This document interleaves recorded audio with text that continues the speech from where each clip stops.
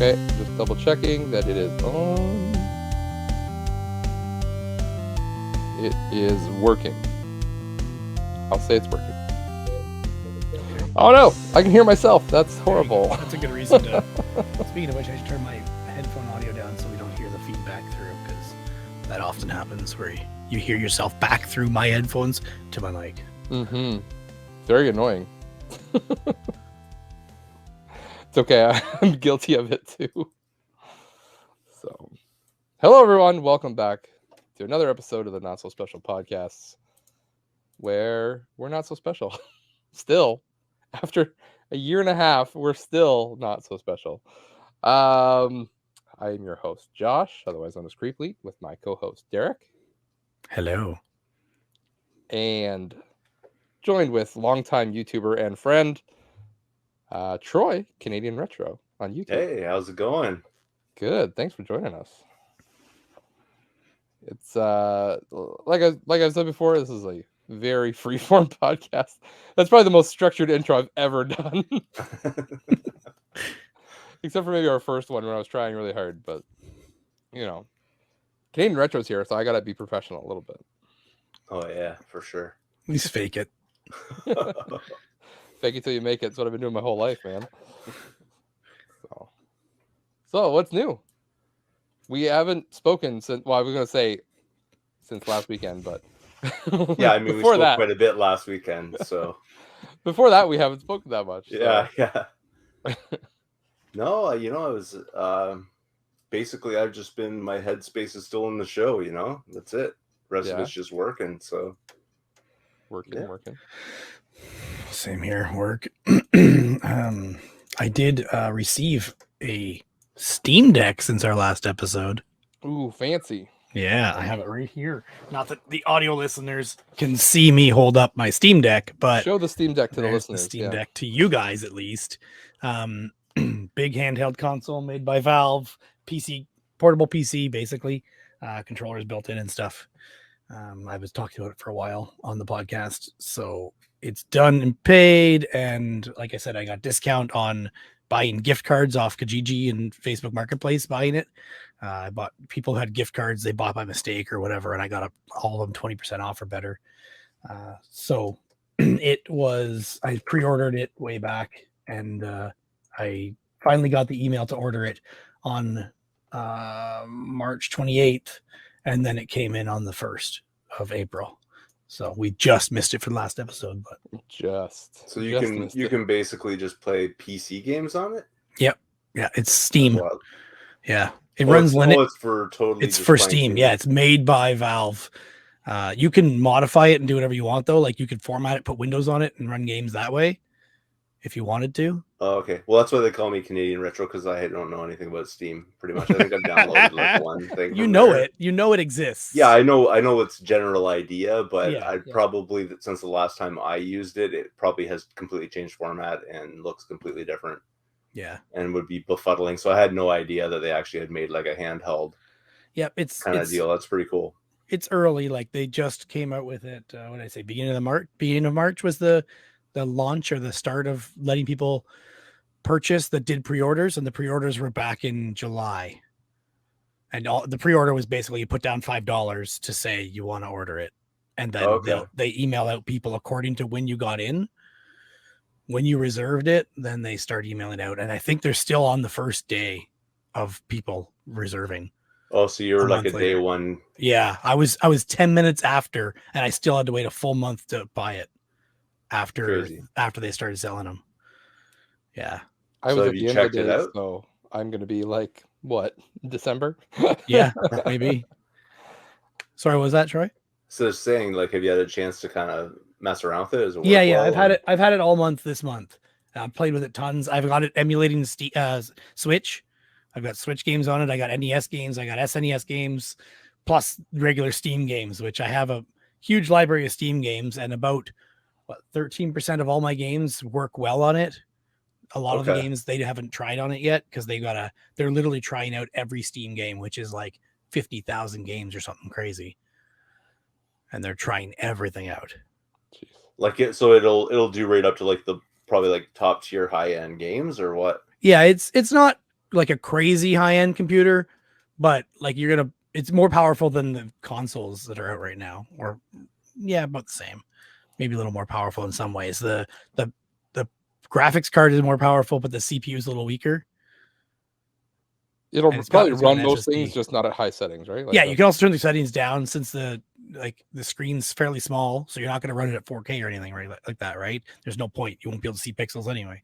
And then I've been running my games at 30 frames a second, which if you lock it at 30 frames a second, you save more battery anyway.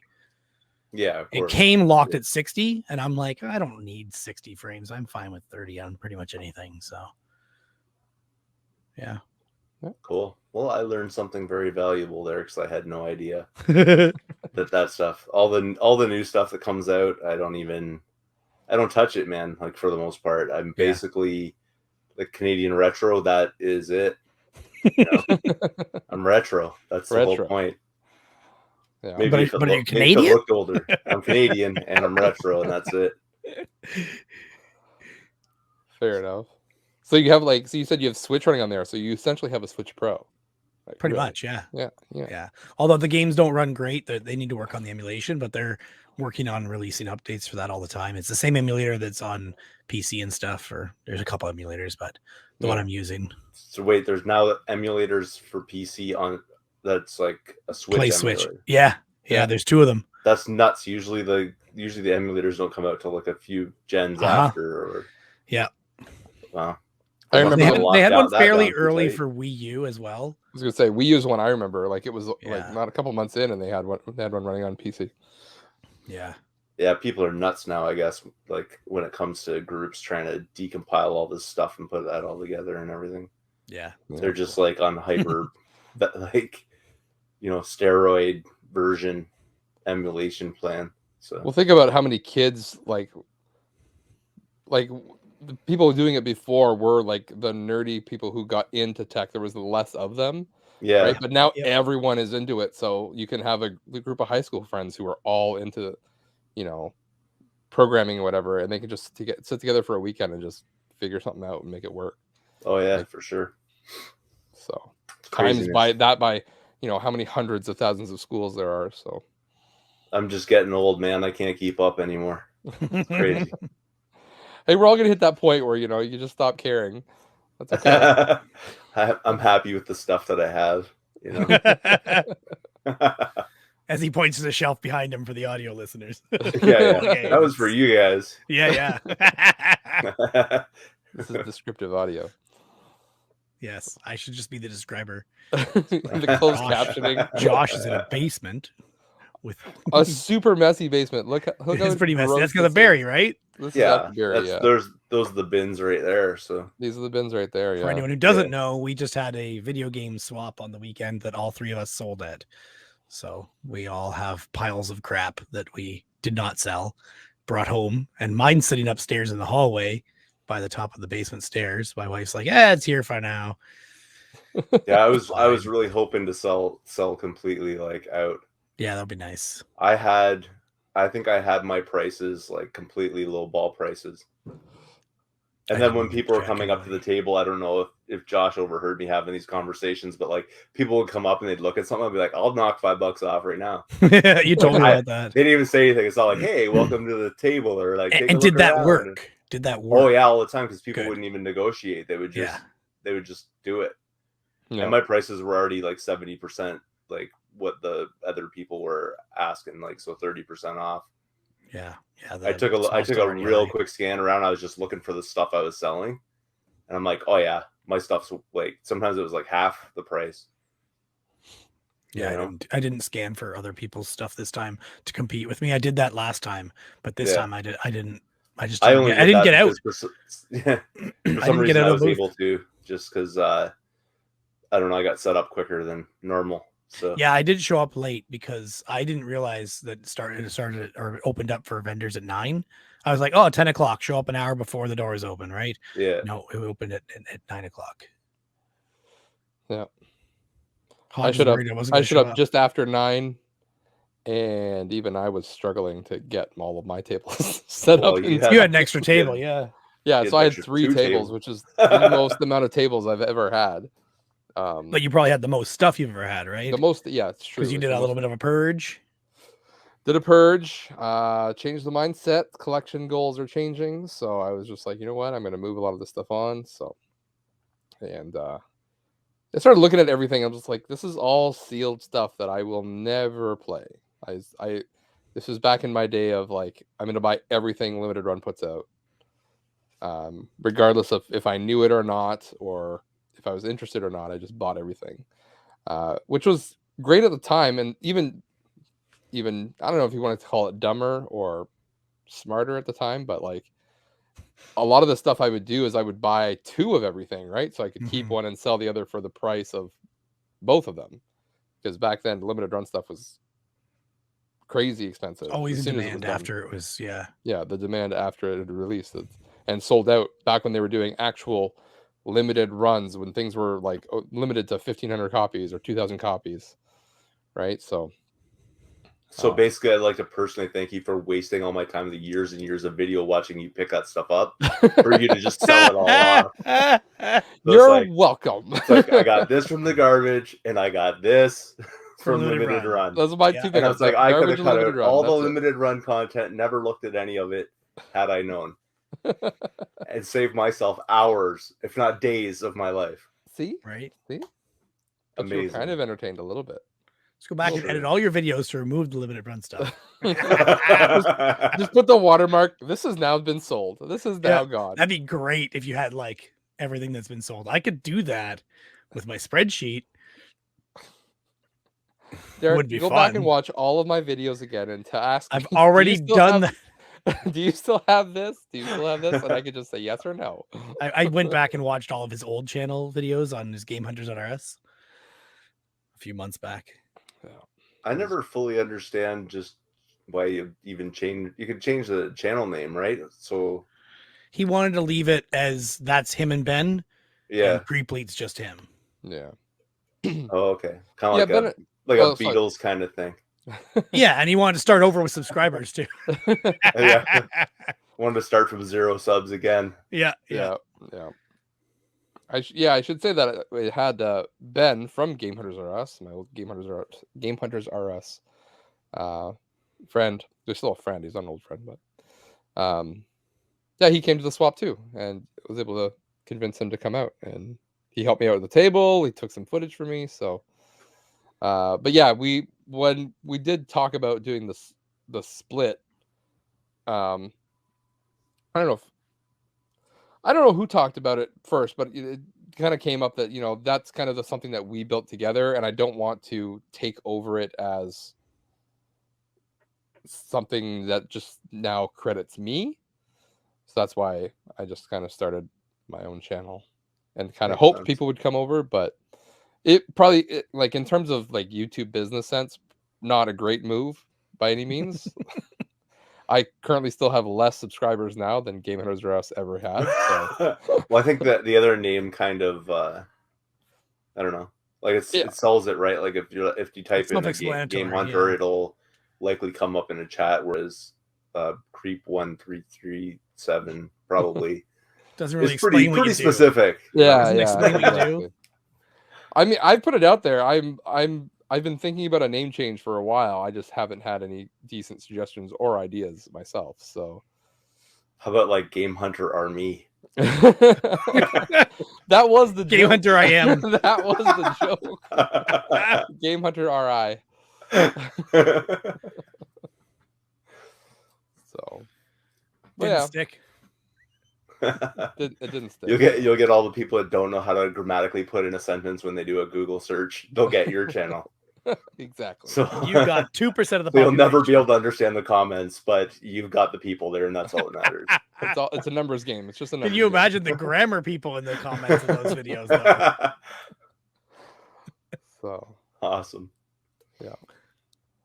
But yeah, so how was the show? Barrie was awesome, and it was nice to see Ben as well, because I hadn't heard, hadn't seen him for a while. And next to me was J-Rock, and I haven't heard from him in a while because he's off the socials. Yeah, like he was off the socials a lot, and doesn't put anything on his old channel or anything. So it was awesome seeing him, man. Yeah. hasn't changed a bit. So if you remember him the way he was, then he's basically the same. Still there. J-Rock is Yeah. J-Rock. Yeah. Big hugger. He wanted hugs from everybody. I got a hug right away. It was great. Yeah. As soon as I saw him, hug. Yeah, So? he was the first person to buy something from me at the swap. Oh, that's funny. Yeah, he was there to purge too, and then he like the Ends up the buying. show was starting, and he's just like, "Wow, okay." Actually, I pulled into the parking lot, and he was in the parking lot taking pictures of 3 pictures or signs he had just put up or bought from you, right? From me, yeah. Yeah, and he's like, "I already spent more money than I'm gonna make today." Yeah, I had 4 those Ghostbusters posters, and I Framed. just put them up on the hockey boards behind the table, and he was there, and I was just like, "Hey, J-Rock, what do you think of these?" And he just came over. He's like, "Yep, I'm taking those." Yeah, so he laid him out on the ground to take a picture of him in the parking lot, and I'm like, "I was gonna drive over top of those. You wouldn't mind, would you?" They're just posters. It's fine. Yeah. It's just paper. He was I had found these DVD sets, and I just had his name right all over it. I just said, okay, yeah, these are going to him no matter what, kind of thing. I had them priced for the show in case he didn't want them or in case he didn't show up. Yeah, because like I have no idea, I have no contact. Like it's impossible to contact the guy, right? So he was on Twitter. He messaged me on Twitter before the show and said, okay. "Hey, how do you guys price things nowadays? Is it still price starting?" I'm like, "Yeah, price starting is still pretty much, de facto way of pricing things. Yeah. If you're not sure about something, you can always search eBay sold listings." But yeah, I figured he'd be before. there, so I bought those Kiss brought those Kiss DVD sets or whatever anthology, and it was like all 3 of them. So. And he didn't have it. I guess he didn't have it because when he saw it, he started drooling. So, and the price went up with the amount of drool. Yeah. I would have just given them to him, but he insisted I take something from his table of equal value. So nice. Yeah. Nice. So how did you guys do at the sale? Oh, here we go. Getting down to brass tacks here, are we, Derek? Yeah. So you were alluding to it. I just had to continue to allude to it. We had a bit of a rundown. So we went to out for dinner after. Derek, you didn't come. No, I didn't. We went. So we had a bit of a numbers discussion at the table, but so this is all brand new for you. I heard Hodge say something about it. Oh, you did? Oh, okay. Only briefly. Only brief. Okay. So I did really well. I had the most tables I've ever had. I had the most stuff I've ever had, and made the most money I've ever made at a show. Yeah. I think that was part of my strategy with getting the extra table is if I have more stuff laid out where people can see it better, I think it helps generate sales. I've done like the 1 and 2 tables. I mean, when I started selling, I usually just like would either pay for half a table from a friend or whatever, or split a table with somebody.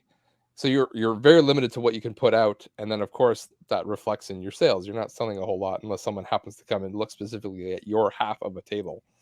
So that's why I went for the more surface area, more sales. Yeah, but you have to get more employees, man, because I was selling your stuff and not getting paid for it. I was upselling that guy on the iMac. I was I was telling him all about it because I'd heard you talk to people about it. Yeah. So then I was just repeating what you had said before. You were off selling some like $1,000, limited run game or something to somebody. And I'm at the other end of the table. So I'm sitting there and nobody's looking at my stuff anymore.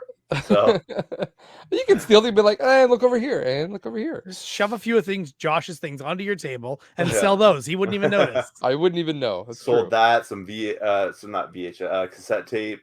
VHS and cassettes I sold, Yeah, and what else did I sell off your table? I can't remember. There was like 3 or 4, probably 5 things.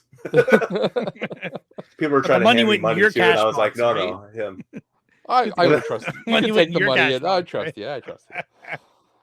I took money from a few of them to give to you. Yeah, of course. Yeah. Troy, we've been selling together for so long. It's not even a trust thing anymore. How But many, yeah, how many times in the past have we I did shared really tables, well at right? the show considering the stuff that I had. Like, I mean, I had some good stuff at the table. Some things I'm surprised didn't sell, Mhm. which was pretty wild. I just don't know if people knew what they were looking at. Like sometimes, because there was a few things on my table. I'm just like, that's really that was priced really well. I'm surprised even like one of the game stores or something didn't buy it Yeah. and mark it up like 700% from what I had on it. Right. And there's But, stuff I was surprised didn't sell too. Like yeah. And then things I didn't think were going to sell sold. Mhm. So that was pretty sweet. I sold all 3 of the modded Xboxes I brought. And Yeah. I even had a guy contact Hodge after the show and say, who was the guy selling modded Xboxes? He said, probably Derek. He sent me a screenshot and he sent the guy my email address. The guy emailed me. He's like, yeah, you're the one I was looking for. He was looking to buy one from me even after the show because he forgot to come back to my table to get one. And I was out of them anyway. I sold out. Yeah. I only brought 3 and there was 3 sold. I think I've sold 3 before the show, but it was much more work, and the last one sold right at the end of that time. I think I sold that last one to that guy. At this one, yeah, last one, yeah. But that was like not even near the end of the show, wasn't it? It was like right at the end, just before. Oh, was it? packing up. Okay. Yeah. Okay. I shouldn't take all the credit. Your wife was there, and she was. No, but she said you answered some questions for the guy. Yeah. Yeah. Like, can it still play original Xbox games or something? I think. Yeah. It's like, yeah, I can. So, see, Well, because I modded one for you too. Yeah, exactly. That was my sales pitch. I was like, "Hey, I got one from this guy too, and it works great." Yeah. I think that was probably the most I've made at a show before. Is it? I thought it was the highest, one of the highest for me, but I just checked two of my spreadsheets from the past, and they were both higher. Ooh. Oh, really? Yeah. I might just be like, because it was years ago since there was a show that I've been at. So. Yeah, that's the other thing. You I might just don't think it blew away anything, but I think it was technically the highest. Like, yeah. So I have numbers. I'm just gonna say it. Okay. August 2017, I sold $923 worth. May 2018, I sold $1,048, and this time $857. 57. Okay. Now, were those both Barrie shows before? Yes, those were both Barrie shows. Okay. I don't have every show tracked in its own spreadsheet. I could technically do a filter based on that sale date, and I'd be able to do it, but I just don't have that all set up. I did those ones through the spreadsheet to track everything I sold. Just so happens that I did it all in the spreadsheet. But it's possible to get. Yeah. But this time I definitely prepared less than I ever have. I think probably based on what you just said, that if Eric was listening and falling asleep, he probably just like totally like woke him up and he's like jumping up and down now. all your spreadsheets. We should make a video podcast and just have Derek running through his spreadsheets on the side. And we'll hit all of our target markets, target audiences. So yeah, I made just under $1,000. Okay. And I'm like, which is really good for one table. Like for one table, it's amazing. Okay, you had but one table. I had some two. of the things I sold were like crazy, like pricey stuff. Like I had some pretty pricey stuff at my table I was selling. So yeah, like I didn't do a lot of sales, but the things I did sell were I didn't have a single game over $100 on my table. Yeah. No, I didn't have any games that were over. I don't think I had a single item. I had that Rocket Robin Hood DVD set I sold to that guy for like $100. Yeah. Okay. Yeah. And I mean that thing's worth way more. I was going to ask you if you sold those because I remember I sold the one. He already had number 1. He's like, I can't find number 2. I'm like, trust me, man, I can't find it either. Like this is the only place you're gonna find it, and I'm glad I found you. Yeah. No one else is buying that for $150 that I had like ticket price on it. He was so excited about it. I said, look, man, I'll give it to you. Like that was one of those things where it's like, I'll give it to you for $100. Yeah. You clearly like, wanted. He didn't even talk me down. We weren't even negotiating yet. Yeah. But he was just so excited about it. I'm like, I'm happy, you're happy, and I found it in a thrift shop for $3. So I did have one thing at my table over 100. I remembered now. I had a PSP, the Lilac, the purple PSP. Yeah. Hannah Montana edition. I had that at 120. A girl came by and saw it and was looking at it and went away and came back and looking at it. And then finally came back and said, like, wanted to make an offer. And she's like, what kind of deal could you do? I'm like, I'd do $100. She's like, would you do 90? I'm like, oh, it's $30 off. Oh, I just put a new battery in it and a new charger on it. And she's like, I'm going to put it on a shelf and not use it. I'm like, give me those back. And then whatever, I'll just do it for $90. I just want it gone. yeah. Well, that was what I was doing too, man. I'm like, I just want it gone. I want these bins to be empty. You know, I want the table to be empty. Didn't quite work out that way, but you know, obviously you're not going to sell everything unless someone buys your table. Yeah, it'd be really weird to sell all of it out, but be great though. It would be great. Be Yeah. great. Says the guy who has That's had a the whole dream. box of his stuff bought from him before. You had a whole bin of games bought, your low price games. Yeah, the Niagara swap. Yeah, At the Niagara swap. One of the other sellers came over and bought his whole bin of commons. bin and everything. Took everything. The whole bin and everything. You know, Yeah. got to carry it out of there. So Yeah, exactly. makes sense. It was a bin out of the garbage. I didn't care too much. I sold a bin to a guy, and I'm trying to remember who it was. And I wasn't even selling at the swap. I just had it in my car. It was like for trunk deals. Yeah. And he's like, "What do you got?" And I'm like, "Well, I got a bin in my car, but he's got a table, so he can't come out and look at it." Yeah. So I just brought the whole bin in. Like, it was a pretty big bin too. And then he just straight up like bought it from me. And it was the stuff in that particular bin, it was all commons. Yeah. It's just like I got it in lots. I don't really care about it. That kind of stuff. So Yep. Yeah. But that's the stuff like a lot of stores and stuff, that's what they want because that's what sells, right? Common games. Their Yeah. their day-to-day stuff. Yeah. Their day-to-day stuff. People coming into the stores, like that's what people are buying. Is they're not buying Like- the $100 games, right? Like They're buying sports the fodder. Yeah. Wow. yeah. It's Or crazy. slightly better than that, maybe. So I mean, I could see that. I was doing that, I guess, when I was starting, like, say, for the original Xbox, right? I'd go in and, like, I'd go to the swap and buy, $10 games that I really wanted to play because they were cheap, Yeah. Yeah. right? Now I'm sort of beyond that. You're more selective. Yeah. Well, it's not selective. It's just, like, all the stuff that's that kind of price I've already got. yeah. So, that I want to actually play. Yeah. I wouldn't buy it to, like, buy it. It doesn't look like that, but He says with a mountain. And he of points at the games. shelf. Yeah, exactly. It looks doesn't like I look buy like that, everything, but- but I swear I don't. No, I don't. I purged what was it? I purged N64 stuff at swaps before, and I just kept like the sort of like flagship type of titles. The essentials, yeah. Yeah, so I think I've got, I don't know, maybe like 30 games. You got more than me after your purge. Yeah. Yeah, I used to find a lot of stuff thrifting. I did indeed. Wow. I don't play many N64 games either, right? No, Like, I I've don't. got the I'm wrestling not even, ones. I'm not I've really got, into it. If something had to go, it definitely would be that. and it was Sorry, high. the It was N64 selling fans for a are lot. probably going to get a lot of hate feedback on this, but I just can't. I don't know. I'm not that into it. I'd rather play PS1. Yeah. Sacrilege. I know, but I mean, when it comes to other things, yeah, like original Nintendo for sure. Well, I made, this is unbelievable. I've made exactly $2,000 Are you like to the dollar? to the dollar. $2,000. I should have bought exactly. something off your table for $1. Just You should to have. screw it up. You've ruined it. Just Then you could have ruined said it over just to- 2,000. to make you do some extra counting. It was pretty ridiculous. Well, I counted it and Ben counted it, and we both had the same number. So Well, I was kind of thinking about that, but I'm like, how much money did you pour into the limited that's the run thing. stuff So this before isn't. you This sold isn't. it? This isn't. Yeah. That's not profit. Gross. That's Yeah. It's not. So technically, Derek and I made more money than you based on the tables. Like Maybe.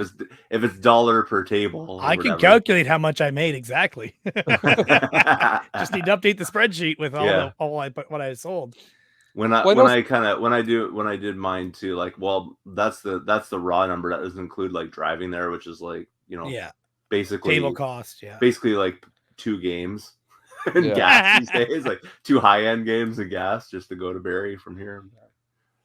So Yeah.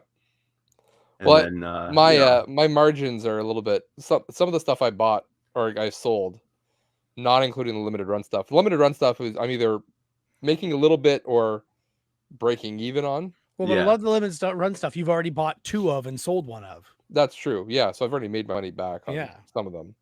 So Um, but then a lot of stuff was like garbage stuff, right? So I have zero cost into them other than getting to Barrie and buying a table. Yeah, right? that's where you kind of shine. You find more Yeah. stuff in the garbage than I do in thrift shops. It's crazy. Yeah, it's crazy. It's nuts. So Makes no sense. Yeah. The people who are throwing it out should just donate to the thrift store. But then it's again, too much work, man. Too thrift much work. stores, yeah. And thrift So, stores will just price it all up too. yeah. You got to get in the business of house cleanouts just to find video games. Right? Yeah. Yeah. You got to find different avenues. Yeah. I had a well, my big sale happened like what do you say, Troy, like 30-40 minutes into the show? I don't know. I wasn't totally And that's only watching the What did early you entry sell? people too, right? I think so. Yeah. Yeah. Was it so limited run stuff? No, it was Painkiller on the PS3, Hell and Damnation. Oh yeah. So it's like Very a good. compilation. I think it had 2 games on it. I think it's like one of those compilation discs, and that's why I got it, because it was like, oh, compilation disc. And I got it at Microplay in Kitchener for like $10. At the time, it was going for 50 or 60, so I was like, that's a good deal. I'll buy that. And then in the past, I don't know, 3-4 years, it's just skyrocketed in price. So Good time to sell it. yeah.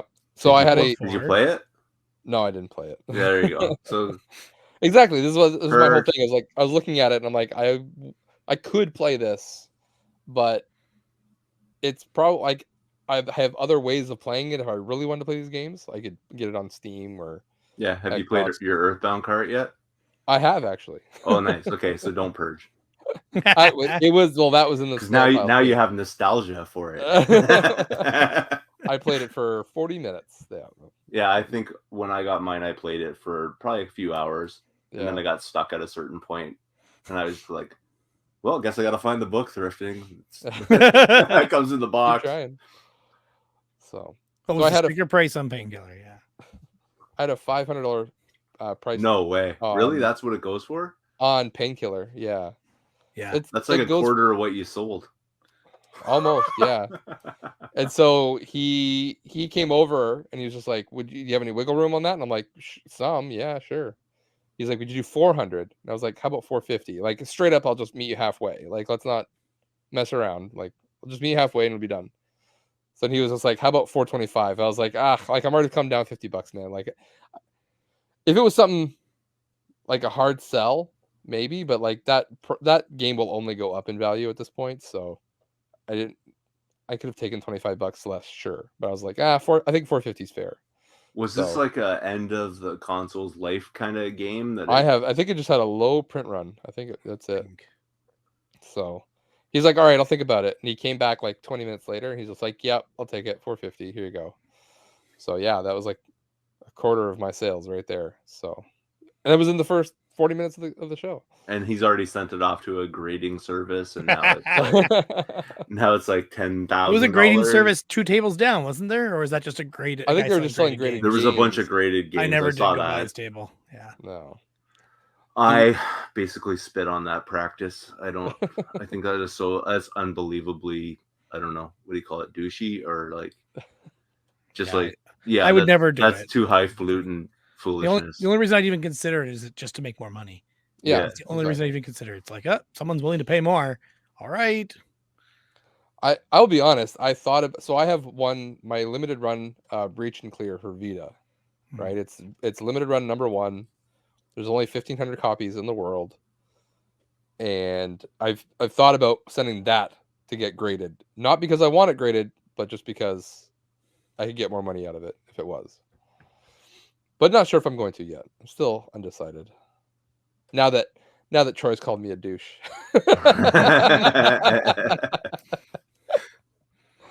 I don't know. I'm not sitting there around looking at video games going, oh look, and like sipping my tea and like yeah. No, I wouldn't do it again. Like I said, I don't agree with it. I would much prefer it didn't. But if I could get more money out of some crazy collector who'd be willing to spend the money to do that. And because it's so rare. I want to know what that guy's numbers were then. Yeah. Because I bet you he didn't sell any of those. Likely. Yeah, probably not. I mean, like your biggest draw for the most part, like notwithstanding something like your painkiller game or whatever, but Yeah. are like the game stores, man. They just come around and like buy up all the stuff, right? Yeah. They're not. I don't think they're gonna buy that. I don't know if they would. Well, like maybe their game store is a little different, and they might want that in the store because it looks cool. I don't know. Yeah, some of them would, but they'd offer so But much they less, come you know. across stuff a lot. Like even though a game might be rare, they come across it eventually. So I don't know why they can send it to get graded. So I wouldn't see them buying stuff like that. No, it would be like a very specific collector that would want something like that. Yeah. I mean, I guess there is like, you know, there was that guy that wanted that Rockin' Robin Hood DVD set. Yeah. There's a collector for everything. There's a collector for everything. You just got to find the guy. Yeah. Yeah. But He just was think about the excited. concept. He was really excited about it, man. I'd never seen someone so pumped. Just think about But the he was- concept. You were selling a DVD set Yeah. at a game swap, and you found a person who wanted that exact DVD. Yeah. Like that alone is already like out there, right? There was a couple of Unlikely. things like that. Like I had it in television sitting there and like no one was looking at it. And I had it for like $20 on it. Like I Okay. was just trying to get rid of it because I couldn't really test it. Like 'cause I didn't have like the proper hookups and stuff. Like I could kind of test it, but it wasn't really like it wasn't. You know, I had like a NES kind of RF thing Yeah. plugged into it, so you could see it on the screen, but it was not like it was just not the right way of doing it, so you couldn't really tell if it really worked. And I found the guy, man, because he wanted one for parts. Nice. So Perfect. The guy on the other side of me that was selling those little mini action figure for D&D. oh yeah, I was right? gonna buy some stuff. He with had him, an but I Intellivision didn't. on his table in box. Nice. That's He too tried to make that's me too sell it low or styles buy for it. me. I don't go lower than NES, man. I can't do it. Yeah. Same. I've got a few things like I could do like Commodore 64. That's around the same thing though. Yeah. So I've I've got do a that, 2600. I've got 2600 games, and I've got a Retron 77, which is the Atari 2600 HDMI emulator console. Yeah. My wife had a Atari 2600 growing up, though, so it's nostalgia for her. Yeah. Yeah, that's your thing, obviously, but yeah, personally, NES. NES. I used to have neon clothes, but I have no nostalgia for it because Have you it's tried too- wearing more since? You don't know. Yeah, you That's could true, just I be, could you could really- be missing out. No, that's not true at work. Like one of the kids went by wearing this neon orange shirt the other day. I was like, that's cool. So maybe I'm Yeah, wrong. see? Yeah, see, Yeah, you're at your Yeah. closet neon. I don't know. Neo fan? We'll call you Neo fan. Yeah. But yeah, I don't go any lower than NES. I don't get any enjoyment out of it. I mean, I saw that stuff when I was a kid, and my uncle had like a 2600, and I think he also had a ColecoVision and stuff. And it's just yeah, I can't. I don't know. Yeah.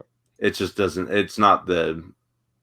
It was cool whenever I went over to his house. Yeah, because it was But- something there. Yeah. You know, it wasn't something I had at my house. It's not something I sunk a bunch of time into. It wasn't until the NES kind of came along and just like, whoa, games are awesome. Like, and that's it, right? I just have like the compilation. So I have like an Intellivision Lives compilation disc on Xbox and like the Atari. Yeah, I have Indies or stuff like Atari that Classics. up here. I was like, somewhere. that's enough. Like those are all the games that are on there that I want to play if I ever want to play them. Yeah. So I don't need to collect all the carts. So But there was people going on the show going, oh man, there's no computers here. There's no like stuff like that. Like people were looking for, you know, like old Apple computers or whatever, like that kind of old, the yeah, computer aspect of it, like that kind of old stuff. You should have brought one of your old PCs. yeah. Yeah, no, I was thinking of like setting a second one up, but I gotta set my first one up first. Like, from the extra parts, you know, just like Yeah. set something up and sell it off to someone. Because I mean, the guy was looking for it, and he found, what did he find? I'm trying to remember because he showed me. He came back and he showed me, and I can't remember what he was talking to me about, but he came back and showed me like he found something. I had an I still have it because it didn't sell, which is unfortunate. An Apple game like for old Mac. Yeah. Okay. kind of thing. On my table, he was looking at it, but it wasn't quite his like niche or whatever. And then he came back later to talk to me because I was being friendly with him. So he came back to show me like some stuff he had gotten that he actually like. I was just surprised to find anything for PC around, kind of thing. Wow. But like old PC, not not the Windows 98 kind of stuff. I'm looking at. Yeah. I had a box of PC games and I had a little label on my table that said, ask me about PC games, because most people don't want them. And at the last show that we sold at in Niagara, St. Catharines, I had a guy come by and ask about it, and he bought half the games I had. I gave them to him for like $2 each or something like that. And they were good games, but not in box. They were like complete with everything but the box. So manuals and CDs, CD keys, whatever you needed. But this time, one guy asked about the PC games, but there was nothing there he wanted. He wanted the more popular stuff, and the stuff that I have is like old RPGs, I think. RPGs and weird ones like I'll have to take a look next time we're around to see what you got. Yeah. Because I'm now kind of going for that kind of stuff. I'm not going too crazy about it. There's only like really a few games I want to jump into. Yeah, the ones I have are basically a friend of mine's that he's like, here's all my old stuff. See what you can do with it. Mm-hmm. So, yeah. Super cheap. It's funny that anyone's looking for that stuff, because like historically, no one, like you bring any kind of PC stuff to a game exchange, and it just sits there, like no one. Yeah. So clearly the market's shifting or changing. I had that like box of Intellivision games, and they're all priced, and they're in their boxes. Like not all the boxes are in perfect shape or anything like that. Some of them are kind of like squished a little bit. I'm sure you could iron it out if you really felt like it. Yeah. And some of them have their overlays, some don't. The games are in all of them, whatever. I've never sold a single one of those at any show I brought them to, and that's probably about the 4th or 5th one I've brought them to. They were sitting in the collection. I'm just like, I'm never going to play these.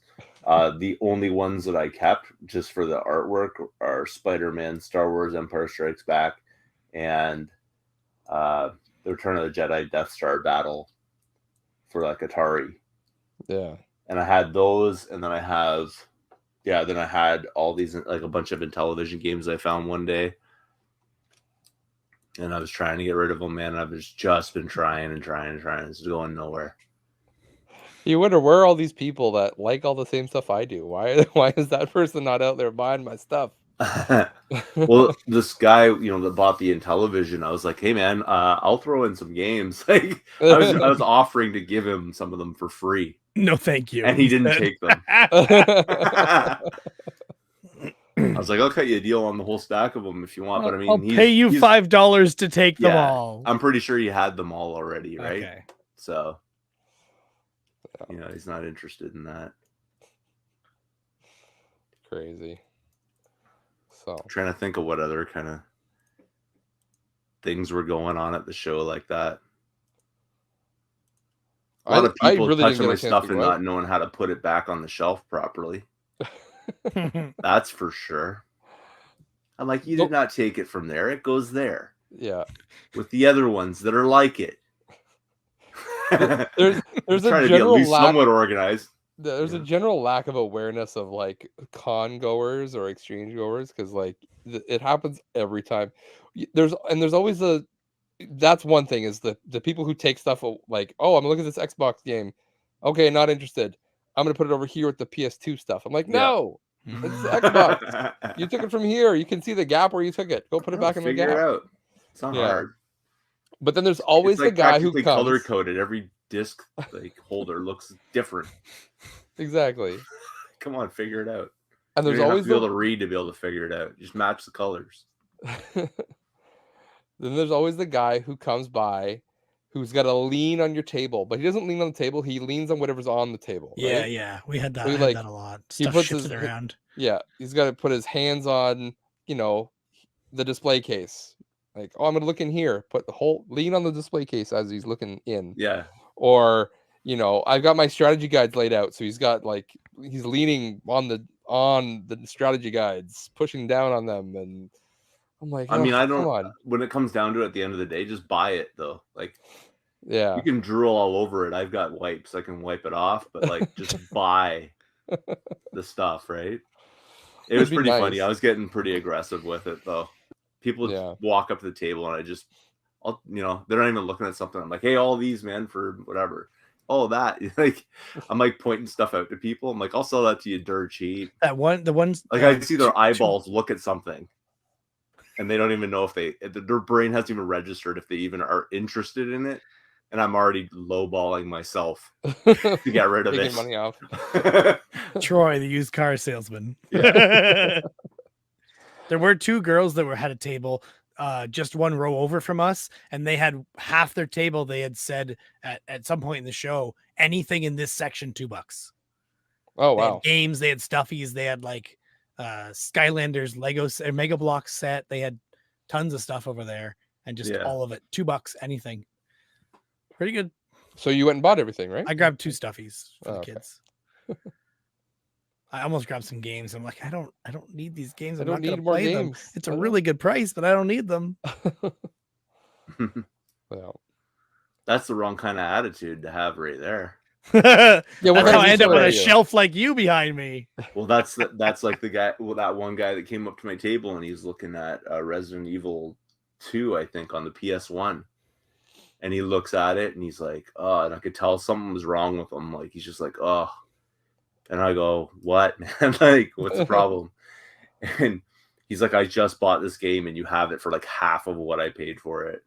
And I'm like, "That's why you come here first. That's why I put it on Twitter. Check out my table first." He's like, "I don't have Twitter." I'm like, "Well, you should get that because you would have just saved yourself $35 by coming here and buying it." And he's looking at it. And he's still looking at it. He's still looking through it. And he's like, "Oh, you know." And then he's like, "Maybe I'll buy this one too. Like, just, I don't know, because maybe you can best of both worlds or whatever, right? Like, sell that the kind other of one thing. for what he got it for. Sell it off and try to recoup some of his money or something." Yeah.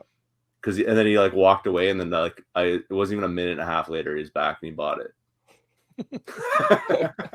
He's just like, why am I walking away from this? Yeah. Like, it's clearly here.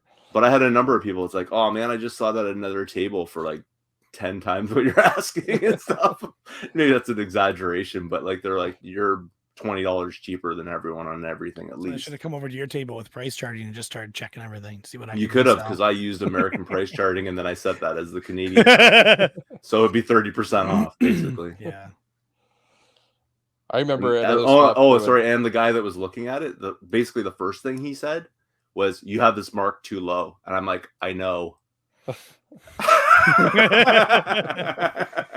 So buy it, I'm right? like, so is everything else that's in front of you. You just don't have price charting in your head. Yeah. Like, everything here is marked way below what it's going for, because that's the idea. I remember at other swaps, someone came up to me and said, "Oh, I just bought that at another table for $10 more," and I said, "Take it back." and they did. And it worked. And the person actually refunded came them. and Wow. bought it from me. Yeah. I'm like, "No refunds, man. I'm sorry, I don't go down that route." Yeah. I couldn't believe she did it, but it was very funny. So, whatever. So overall, good show. Everyone's happy. Oh yeah, man, that was a great show. I was happy to do it again. I'm just worried about the next one because I'm not finding stuff in the wild anymore, right? So you gotta purge more. That's You got a big shelf there. You can pull off 10% there and have a really good table. Yeah, I don't want to get rid of any of my cartridge stuff at all. Even if I see lots of CD-based games there. Yeah, I see boxed controllers. I see. Yeah, boxed 64 controller that I don't even care about the system. I probably should sell. You should sell that Probably one. should sell it. So, yeah. But what am I gonna do? I have boxed N64. Like, I'm not gonna sell that. Well, that's your fault. Could. No, when people come in and they're like, "Oh, I want to play N64," I'm like, "Well, sorry, no, I'm out." Yeah. We have thousands of Instead, you say, "Sorry, it's in a box anyway." Yeah. No, I have one hooked up over there to the Exactly. You got one hooked up. Good. You don't need the box. You can sell the one in the box. No, they got to be able to see it. You know, it's a visual thing. All right, keep the Careful. box. Careful, you're Sell starting the to sound like console me, from man. inside. Console in the box, yeah. Yeah. That's funny. So, yeah, the next one I think Hodge was saying was going to be September-ish. So, It might be trunk deals trunk deals for me. Yeah. I don't know. I have to go through what I have left. Like I said, there's a couple of higher end things that didn't sell that I thought for sure would because the price was totally right. Like I saw it at other tables and people wanted like $150. I was asking 90, and I would have been like, and if they said like 80, I would have been like, yep. Yeah. So yeah, because I was doing that. Anyone that whatever people offered me, I said yes. Yeah, pretty well. nobody like $1. totally lowballed, right? Yeah. Like, but whatever Yeah. people offered me at the show, I don't remember any conversation. I definitely didn't have anybody lowball. That girl who offered 90 was the closest thing, and that was like, all right, like, you know, wasn't that bad. Yeah. I think on one of the modded Xboxes, somebody tried to offer my wife less, but What did you have on them? What were you I selling had them them. for? I had them at 100 last time we did a show because I used to have them at like 60 or 80, and they were selling, and it was it's a lot of work. So I put them up to 100 at the last show, and none of them sold. And I lowered them to 80 this time, and all three people who bought them offered 75. Yeah. The one guy tried to offer less, I think. I'm pretty sure she said 70, and she my wife said no. I heard him say 75, or like 75 is the lowest he'll do because it takes a lot of time. Yeah. So really, next time you got to mark them for 85. So some people offer 80. Yeah. Yeah. Maybe. Yeah. Yeah. If I can find more consoles, that's the problem I have is I can't find any more working Xbox consoles. Yeah, that's the thing for with a good those, price. Man. I find them like in thrift shops, but they're beat up a lot. And the prices are still ridiculous, like $25 for one that's in terrible condition. Why? Yeah, I don't know if it boots. I don't know if it's got a dead hard drive. I don't know if the CD-ROM drive works. Like, I was like swapping parts left, right, and center with the last couple that I've did because it's like, okay, CD-ROM drive doesn't work on that one. Swap that over. Fan doesn't work on there. Fan's noisy on that one. So swap that one from another working console. Like, yeah. It's a lot of fooling around with to get one going. Which I love doing that. I just don't have time to. Yeah. Like I literally have probably 10 consoles in my garage that are in pieces or sitting there and have something wrong with them. I'm not the only one that has like serious. Yeah. I have like 4 PS3s in my garage, 2 PS1s, at least 2 PS2s. All just lying in the garage waiting to be sold off or fixed. I don't know. I've tried to fix a PS3, the same PS3 twice. With the yellow light of death? Yeah, it had some death issues, so I baked the board and all this kind of jazz, and it worked for, I don't know, maybe a month or two. Yeah, I've never done that. And that one died, but I took that one apart and did it, and I'm just like, okay, I'm never doing this again. Yeah, that's a tedious thing. Like, it's just not worth my time. I'm sorry. I'm talking like the laser isn't working on a PS2. Like you can adjust that laser. Those kinds of things I don't mind fixing. I'm not that. I've changed like the power, like in the back of a Super Nintendo that how it cracks or whatever. Yeah, the middle pin. I've done that, and that was enough soldering for me. I'm like, I'm out. Yeah. I've done Xbox, the Xbox original Xbox motherboard. The capacitor for the clock can leak, and that acid comes out and melts on the board, and then the traces get wrecked. So I've cleaned that up and then rerouted the wire around the trace, the holes. Like rewired like 5 wires on the board. Yeah, I did that. That's way too dedicated. But on original Xbox, I love doing it. Because it's a fun console. I love it. It's basically a PC. It's a 733 megahertz PC, Windows Intel or Windows Pentium machine. Yeah, just a modified version of Windows.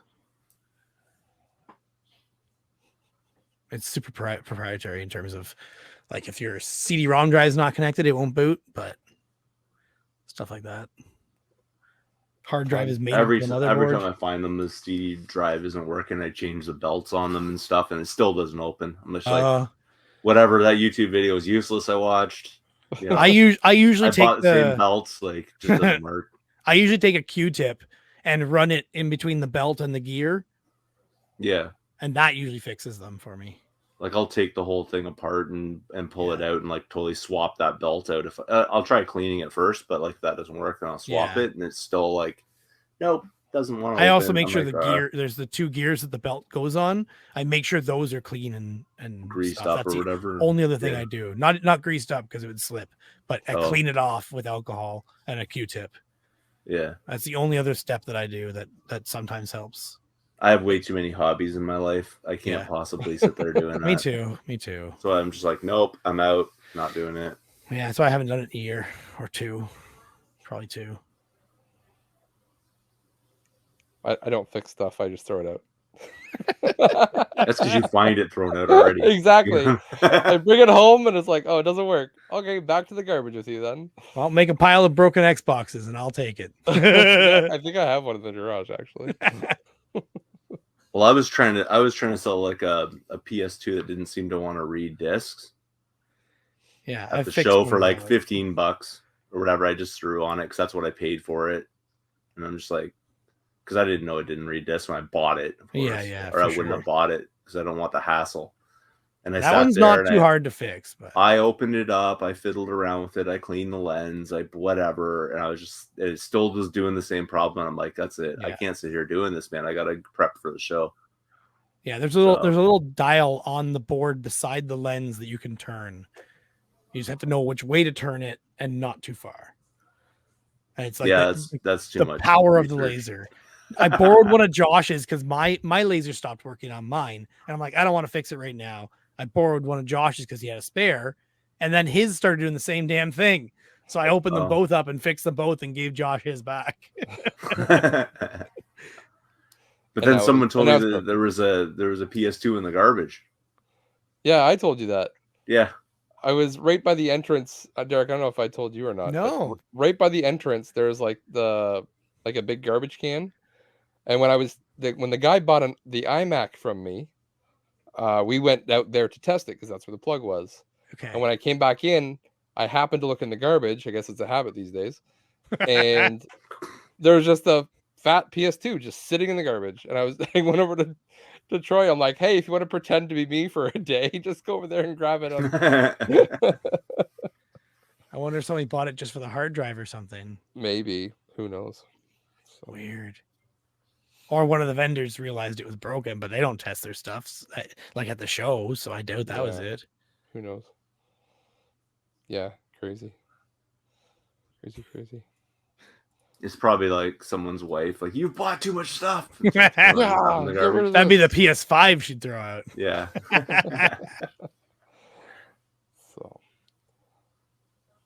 So I made $2,000 at the show, and then Monday, the next day, I had to send my car in for repairs. And everything balanced in life. And that was $1,700 in repairs. So all the money has gone out again.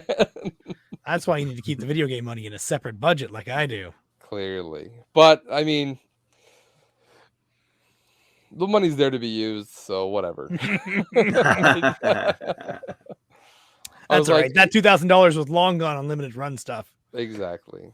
So I had it. It looked nice for a couple of days, and then I had to move it on. So, but then actually, same thing. Monday, was it Monday?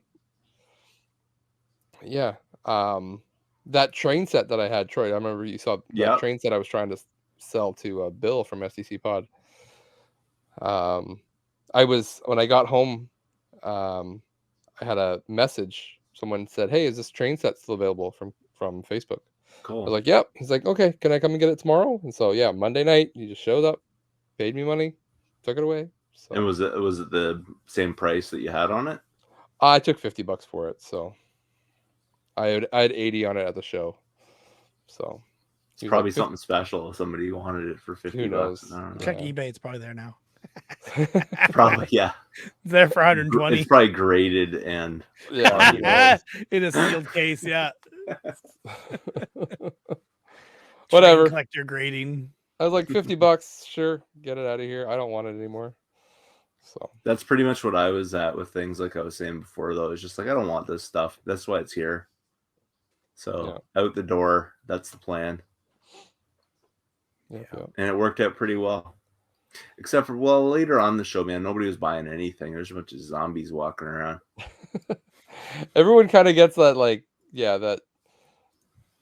Well, yeah, you said a Glazed, zombie it's look. just like Everyone's glazed just over. been game overload, Yeah. right? So I'm like, you're not It's even hunger looking. too. People get hungry there after a while. Too. Yeah, well, yeah, that's why J-Rock was selling cookies like crazy. Mhm. I wondered. I think he sold all those cookies over there. Nice. probably. Well, every time, even Cynthia, every time she's gone, Yeah, and every time had she's brought cookies, she they've sells all out. sold out. We've even had people buy cookies, and then we have other people tell us they traded games for cookies. Like it was So actually they up Joel. traded. Yeah, like the girl came to our table and bought like 10 packs of cookies, and then later on Joel asked if we want a cookie because some girl traded a board game for it. It's hilarious. Yeah, That's funny. I was saying I wouldn't buy those kind of cookies because they look too cool that I'd never eat it. It would just sit there. Mm. It would sit in the kitchen. I'd never eat it. And You'd then hang it up on your game at some shelf. point. That's what you do. Yeah. Yeah, I don't bring a lot of food in here. I know I shouldn't. People listening probably don't be offended by this, but I always laugh when I see the Super Mario cereal in someone's game room. Oh I got yeah, it You're right talking here. about. But you probably ate the cereal out of it. We right? did eat the So- cereal. Yeah. Yeah, right it's the away. people who are like leaving it sealed, like, oh, I have this holy box of Super Mario cereal. Just- Frantic tweeted that Have out it- recently. Frantic yeah, just I tweeted think that. so. yeah. Yeah. Didn't he eat Yes, it though? I think He did. He said it was he pretty did eat it. stale. Yeah. Yeah. Yeah. But yeah, No, I For a got while kids. there, We that ate it was- right away. for a while there, that was my last box of cereal in the background. That was Mine looks me a like good it's chuckle. still sealed, but it's empty. So you can't even tell. That would probably bring people to your channel, Josh, if you had a box of that stale cereal and you ate it yeah. on Yeah. video. I should do that. I gotta buy some cereal on eBay. Hold on a second. So No, I Stale don't or go. the I don't better? really go down that road of things. Is like decoration stuff. I don't mess with too much. Mm. were you guys aware of the Pokemon Oreo cookies? Yep, we And got some. There was a trend of like getting those and keeping those sealed too for a while. Yeah, we're not gonna keep them sealed. We're gonna eat them. Yeah, Gotta catch exactly. 'em out. And they're trying to like open. They're trying to open packs of Oreos like packs of Pokemon cards. You know what I Yeah. mean? Yeah. Like, well, okay, what Pokemon did you get on your Oreo? And Yeah. well, surprisingly, those videos probably get more views than my stuff. So Yeah, exactly, what am yeah. I doing wrong? I saw a Opening guy on packs of cookies. Facebook Marketplace trying to sell a Mew Oreo cookie Yeah. for $200. Yeah. Well, it's probably rare. Who knows? Yeah, it is. We never got a Mew. We got everybody else on the package but Mew. See, they're putting collectible stuff in food now. It's ridiculous. Yeah. And how do you get a cookie graded? There's only one way to find out, Troy. Beyond reason. That is Gotta beyond try. reason right there. Is taste part of the factor of grading a cookie is the real question. The It's grader an has to take a Oreo lick with first. Mew stamped on it. Yeah. Like, come But on. they need to touch their tongue to it to grade it. Yeah, you gotta lick it. You gotta see what flavor it is. But you'll change the texture if you lick it. No, it's part of it now. It's part of the texture now. So we're talking about YouTube. I don't know if either of you guys actually follow me on YouTube, I but do. you may have noticed I some thought I video did. uploaded. I have been uploading one commercial every 2 days on there for over a month now. Oh yeah, I've watched a couple of the commercials you've uploaded, but it's Yeah. only if I'm like, yeah, I remember that commercial, or I want to, Yeah. That's I the don't watch intent. all of Is them. like, Yeah. yeah. Like I'm not gonna watch all the makeup ones, but like Neutrogena. But those ones actually get quite a few views on them. But I started uploading YouTube videos of commercials back in like 2012 because I had this VHS tape of our family at some event when my parents' friends came over and they had a recorder. What do you call it? Camcorder. That's what you called it back in the day. And at the end of that tape, it goes back to what they had recorded off TV before that on that tape. And there was like commercials and stuff from 1989 on there. So I had thrown those up on YouTube years ago and I just kept getting the urge to do it again. So I grabbed some tapes that we had stuff recorded on it. We picked up a Pokemon tape at a garage sale a couple years ago because my son loves Pokemon movie. I picked up some other tapes, and I also picked up, I told Josh about this a while ago, I picked up like 60 Chinese tapes of someone who recorded like Chinese TV shows off Omni 2, the channel. And at the end of that, sometimes it goes back to English commercials or just English shows and stuff. And the commercials on that are kind of priceless. Some of them, there was even some that were like, remember those like, call this number to talk to sexy ladies, and it's like a girl walking around on TV in their bikini. Some of those commercials on some of those tapes, I'm like, oh my god, I shouldn't be nostalgic for this, but like, I am. Keeping it at the Q Dog's house or something, or a mansion? Like, where do you keep all these like, Chinese video cassettes? Those are all in my garage. They're in, that's crazy. 2 bins in my garage. Yeah, I gotta go through them and continue getting commercials. It's fun. I got like a whole bunch here, and I got a whole bunch more to get off these tapes. How do you what are you using to like, because obviously you got to play the tape and yeah, so I use a VCR. I've got 2 VCRs behind me here. They seem pretty much equal, but one of them had this weird issue where you pop a tape in and it'll just pop it right back out. I'm like, that's really weird. I think that was the Sony. So I pop it in the other VCR and it works fine. So I'm not sure what's going on exactly. Some people said it might be like tension of the tape or something. Yeah. But why does the other one work fine? But then I tried my Elgato, the older Elgato HD, not the HD 60, because it takes in composite video. Right. Because my VCR doesn't have component or anything like that, or S video. But the Elgato did not like that video. It did not like the VCR video. It would actually make the video choppy. Like it was like repeating itself every half second. So everything you'd see would like repeat itself a little bit back. So I was troubleshooting that problem and asked Bill and Chris Roberts if they ever saw it. And they're like, no, never. And then I Googled it, and it's apparently really common with Elgatos. So I grabbed this other video capture USB device that I had from years ago for my mom when I actually originally recorded those tapes back in 2012. Yeah. And I used that thing and it works flawlessly. It's like an AverMedia Easy DVD creator or something like that. Easy DVD something. Oh yeah. It's sitting here on the floor plugged in somewhere. I don't know where. But you don't use the old software with it, do you? No. It just shows up in OBS like a camera. So I use OBS Studio to record it. Yeah. It's too bad like that people can't really upload the originals, right?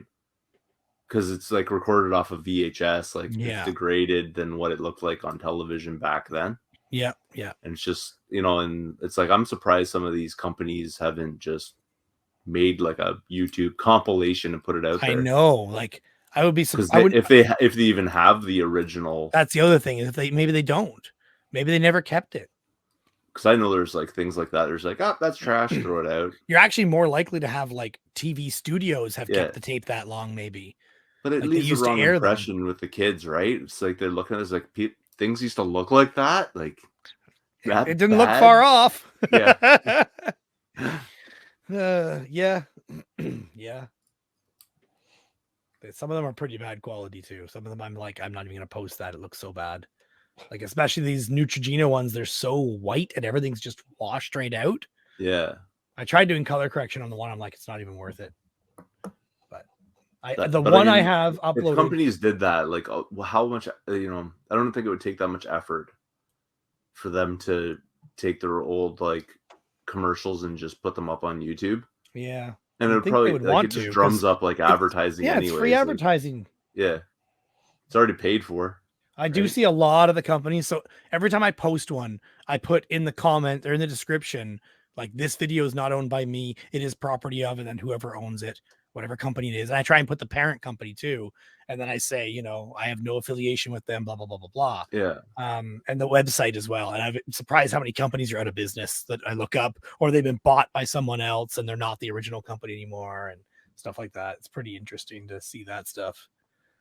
But some of them are pretty good. Like, Kraft Cheese Whiz, Dairy Queen, Kraft Singles, Kellogg's, Guardian cereals, even just weird cereals or products that I don't remember existing as well. But one of my videos that has the most views is actually an adult diaper video. Yeah, it is the most views. Over 9,000 views. I uploaded it in November 2021, and it's adult diaper video of a lady stuck in a car being like, "Oh, thank God I have an adult diaper on." Like the look on her face. She doesn't even say anything. She's just like panicking, and then it's like adult diapers. It's like, Maybe really? there's probably some like fetish and they just get there accidentally. No, it's all about the memes, man. Yeah, I that's think true. it had a lot of links from Reddit. So Yeah. And then the Garnier like Fructis like hair products and facial stuff and all these things also have a decent number of views too. It might be because of who's in some of them. No, that one's not a special person, but there's like Sarah Michelle Gellar in one of them. Right. So there's like actors that Yeah. later became movie famous or big time TV famous or whatever, right? Yeah, this one here doesn't have anyone that I know of, but maybe it is somebody I just don't know them. Like one of them, I was actually playing it just to show my wife what I've been doing with the videos and which videos coming up, and she's like, "That's the mom from Modern Family." I'm like, "Holy crap, that is her!" Like 10 years before the show. Yeah. Yeah. Yep. So I have those scheduled to publish out till the beginning of June. Oh wow, you're like 2 a day prepped. or one every 2 days. Prepped. And I have more to edit too, like lots more to edit. Look at this YouTube star over here. I know. Wow. There's also no ads on it, so it's not like it's ads on ads. any money. You can do it right there. as long as you don't get a copyright claim. You'll get the money, but I didn't want to do that. That's just asking for trouble. There's been some real gems, especially ones that I remember, like Glad garbage bag with the kid just dragging the bag across the sidewalk, and he's like, "Glad will hold up even if it's not garbage day." Yep, fair enough. Yeah. Well, I went to the movie theater. Oh, me too. And you saw the Batman, didn't you? Oh no, not quite. Oh, wow. Sonic 2? I did watch the Batman though. I'll get there in a sec. Sonic? Yes, I took my son to go and see Sonic 2. We went to see it as well. Did you? Good. Yeah. We had watched Sonic 1 the weekend before, so that's what I wish I had done, is watched it again before. I'd never seen it, and neither had he, and he's vaguely aware of Sonic. It's like kids talk about it at school, so I was like, I showed him the game a while ago, and then so I was like, I'll watch the movie. I wasn't sure how he would do with it, because it's the whole like animated character interacting with real people. Yeah. And he's never watched a movie with like real people in it before. It's always been animated stuff. So I wasn't sure how much he would, I don't know, gravitate to it or be interested, but he seemed to like it. So, but of course, in the first movie, I don't really know why. There's things like there's a bar fight. I'm like, this is a kids movie. Why are we in a bar? Why are we breaking bottles? I was just gonna say, it's nice to see you're sort of bringing your son up for high art, Yeah, not so much. So anyways, watched the first one. It was fun. He enjoyed it. Even my youngest, at least he sat there and watched it. On Saturday, I didn't tell him where we're going. I just said we're getting in the car and we're leaving. I also didn't want him to make a big deal in front of his younger brother. Like he likes to gloat a little bit. He'd say, "I'm going to a movie, but you're not going to a movie." So I didn't tell him we were going or anything like that. We didn't tell our kids what we were doing either. We just said we're having a surprise. Yeah, that's the best way to do it, honestly. Well, no, my kids haven't been to a movie theater for a long time. Yeah. Well, my kid had never been to a movie theater. Okay. Yeah, he's younger. He's only 5, right? So, oh, yeah, my daughter's 5. Yeah, that's true. So, I don't know. She has been, yeah. Went to the movie theater. I think he didn't, again, had no idea what we were doing. We walked in, I got the ticket. He was like enthralled with the escalator because I went to the one on the Cineplex on Fairway Road. So did we, yeah. Yeah, so did the huge escalator up to the top, and he was just like, "Oh, there's popcorn up here," and he was just like, you just see the look of pure joy on his face, right? He didn't know what we were doing, but he's just happy to go on an escalator. He's like, "This is the surprise. This is the best surprise of my entire life. This is it. It's great." So got popcorn, and when we were in line for popcorn, that's when I told him we're here to see a Sonic movie, Sonic 2. And then he was just super excited, and so yeah, got in. Didn't have the greatest seats, but he didn't seem to mind. It's a long movie though. It's like 2 hours, just over 2 hours. So it's like it's like a 3-parter, like Lord of the Rings type deal. Be continued or things. Yeah, no, I don't think so, but it was. There'll be a third one. There is going to be a third one. Yeah, absolutely. You figured if there was a Sonic movie, it'd be fast, right? But... gotta be fast. So, but it was good. I enjoyed it. I would say it's on par with the second movie or the first movie, maybe a little bit better. Yeah, it was. I'm pretty sure I watched the first movie, but I can't remember much of any of it. There's not much to remember. I think a lot of the time was spent introducing everything, right? Yeah. Like introducing so it is a trilogy. Yeah, exactly. There's gonna be more than 3. There's gonna be more than 3. I think so. As long as it's making money, they'll milk it. So. Yeah, exactly. Yeah. The real bet is, when are they going to lose Jim Carrey and James Marsden? James Marsden, yeah. Yeah. When are those people going to drop off? Yeah, when that happens, it will kill it. They may have lost who? They may have lost Jim Carrey already. Why? So, well, he's already talking about retiring from acting. So. Oh, I didn't know that. Yeah. Well, Sonic 2 is his biggest opening ever. Like, it's the most money Jim Carrey ever made on a really Sonic 2. I'm surprised by that. I think some of that. I mean, is that relative to Dumber, inflation? Mask. Well, I'm not saying like it's his best movie ever, but it is his best, like, highest grossing movie. Yeah. Wow. So, I think he's a perfect fit for Dr. Robotnik. He fits the, doing eccentric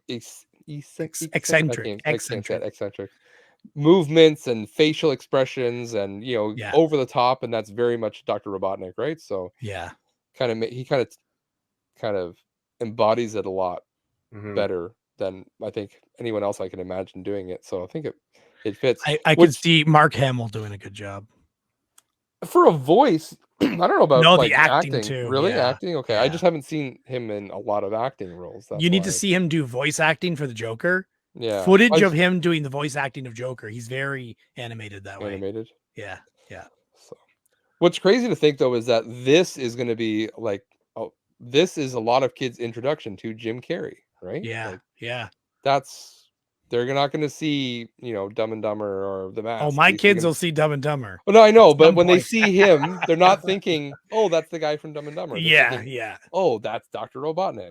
You mean they're not thinking of the number 23?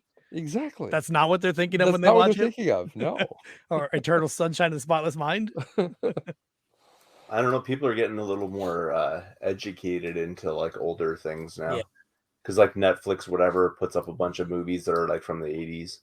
Yeah, and kids are just like they're watching Netflix like mad. So especially during the pandemic, they were watching they're talking about like watching Friends. Yeah, because they bought the rights to Friends. Yeah, or something like that. It was on Netflix or Amazon Prime or whatever. I don't know. But they're like talking. I'm like, you watched that show? Like, yeah, I watched all of it. Like, wow. I don't even think I watched all of it. There a and Seinfeld it was on TV thing? Constantly. Aren't they going to do Seinfeld too? Seinfeld is on. Seinfeld, yeah. Which my niece and nephew, who are like 10 and 7, they love Seinfeld. They're always talking about Seinfeld. Funny. Yeah. It's crazy. Well, the best part, pretty timeless for the most part. I mean, other than the things you see in his room, the topics are pretty timeless. But and any kind of like sexual innuendos and stuff like that, you're not getting, the kids not getting any of that stuff. So yeah, it was on freaking TV when I was a kid. All that stuff was there, right? So the best part about Sonic movie, we're gonna go personal here for a second. The best part, after the movie, spoiler. Oh. No Oh, okay, spoilers. okay. This is purely after the movie's Then you said over. after the movie. You mean the scene after the movie? I thought you were gonna say like they were doing a pan shot or something, and somebody was watching your YouTube channel in the background or something. That'd be good. That'd be good. That'd be great. I'd be a lot more popular than I am now. So again, my child is 5 years old, my oldest. So after a 2-hour movie of eating popcorn and drink, what do you got to do? You got to go to the bathroom, right? So we're going to go to the bathroom.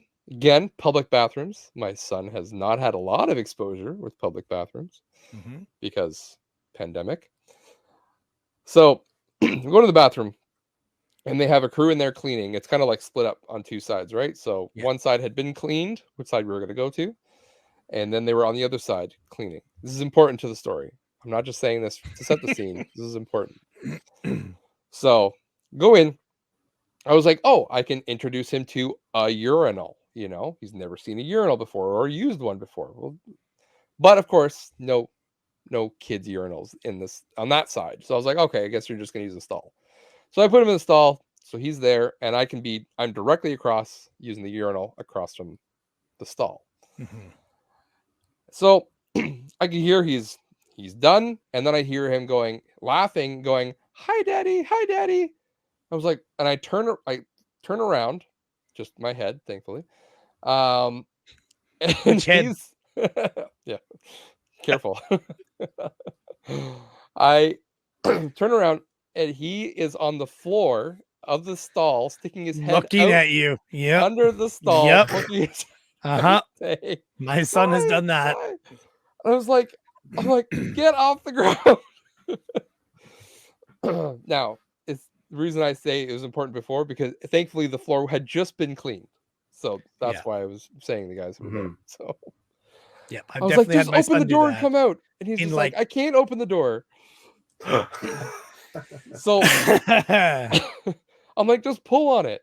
So I can hear him pulling, and it's like it's clearly stuck. It's misaligned or whatever. So I'm like, oh great. So here, to keep him calm, now I'm trying to turn around while continuing to do my thing. I'm turning around, trying to smack this door behind me so he can get out. It was the most ridiculous situation I've been in. Yeah. But it was great. He got out. Well, that's good. There was no mess, no spillage. We're all good. I had that exact same thing, but I'm pretty sure my son came out of the stall with it still locked. I'm like, great. Now what? Yeah, we're gonna leave that locked so the next person can't use the stall. Come on, climb back under, son. I think unlock it. Yeah. Yeah. Good times. Hey, at least we were education, right? Teaching him how things work. So, and then we had to ride the escalator a couple more times on the way out. Couple more times. You mean you wanted to ride the escalator a couple more times? No, I stayed at the bottom and let him go. But it's so like he hadn't quite figured out you don't step on the yellow line because that's where it splits. Yeah. So like he went up the first time by himself and he was like right on that line and he nearly just ate it all the way coming down. But my daughter almost ate it when she came off the escalator too. I think we were holding her hand or something, but I think she decided to turn around backwards at that point. Yeah. Right when it was about to. Yeah. Yeah. That would do it. I think we quickly corrected her, but yeah. It was a great weekend. So like on Saturday, went to see Sonic. The night before, the Friday, work had finished and I was excited. It was gonna be a great weekend. And I watched the Batman Friday night. I got to watch Sonic with my son on Saturday. Barrie Game Exchange on Sunday. Like it was just bam, bam, bam. Perfect. So I didn't know Sonic was still in theater now. It's still in theaters. So because we watched it whenever the first day it was out.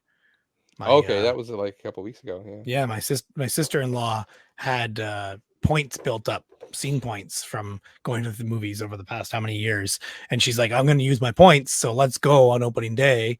And then we got our tickets and we all sat together. So us getting to the theater was not only surprising the kids that were going to see the movie, but also your cousins are here. To watch it with you. And my nephew loves Sonic, and my son and him both love video games. Like they're both obsessed with Smash Bros and everything. Yeah, Mario and Sonic. Sweet, man. So So we had the gaming RV show up a couple weeks ago there. Yeah, I Like, saw that on your Facebook. Did you did you guys both check out that video or I did, yeah. yeah. I never saw the video. I saw the pictures before. Cynthia told me there was a video because she saw Oh it. yeah. Yeah, it's pretty Oh cool. no, I did man. see your video. Yeah. Anyway. I mean, it's not like some stellar video or anything, but Yeah, no, no, I kinda remember just now. put the camera It on was the like guy an and he, interview. Yeah. Well, not really. I didn't ask him any questions. I just told him ahead of time. I'm like, I'm going to ask you like about where you service, like that kind of stuff. And then when I put the camera on him, he just started going, we do this and that, and it's this and this and this. I was like, well, thanks. He had that down pat. It's not. Yeah, he was like all over it, which is fine. This isn't his first He's rodeo. probably used to his pitch, Yeah. right? He's got to explain his job to people. They were kind of scratching their head because the van or the RV pulls up or whatever. I'm like, oh, that's cool. Like, I collect video games too. He's like, oh yeah, like, what do you collect? I'm like, pretty much everything. How about we So don't? he's like, how about we say I'm what like, I don't collect? I have a Steam game games. room that's like got a couple thousand games in it, kind of thing. And he goes, oh, I'd like to see a picture of it. I'm like, all right, I'll be right back. So I came up, took a picture of it, brought it down and showed it to him. He's like, why did you even get us here? yeah, I know. I've thought about doing my own thing a couple times now. Yeah, Get some TVs real cheap off like Facebook and set up one console on each TV and yeah. But yeah, that was pretty cool. Like, he had, I think it was like three. Well, there's four TVs that I recall. Like, there's three along sort of like one of the sides. Yeah, that was the main table area. set up there. But then he did have one like right over top of like the the driving console type thing. Okay. There was one also mounted up there as well that people could play games on and stuff. So what the kids play mostly? Smash on Switch. Okay. Pretty much. And then they had some like NHL type games. I did see hockey in one of the pictures. Yeah. Some of the girls were playing Minecraft for a bit, but then the night mode came on and they couldn't see anything. Oh, Stopped playing.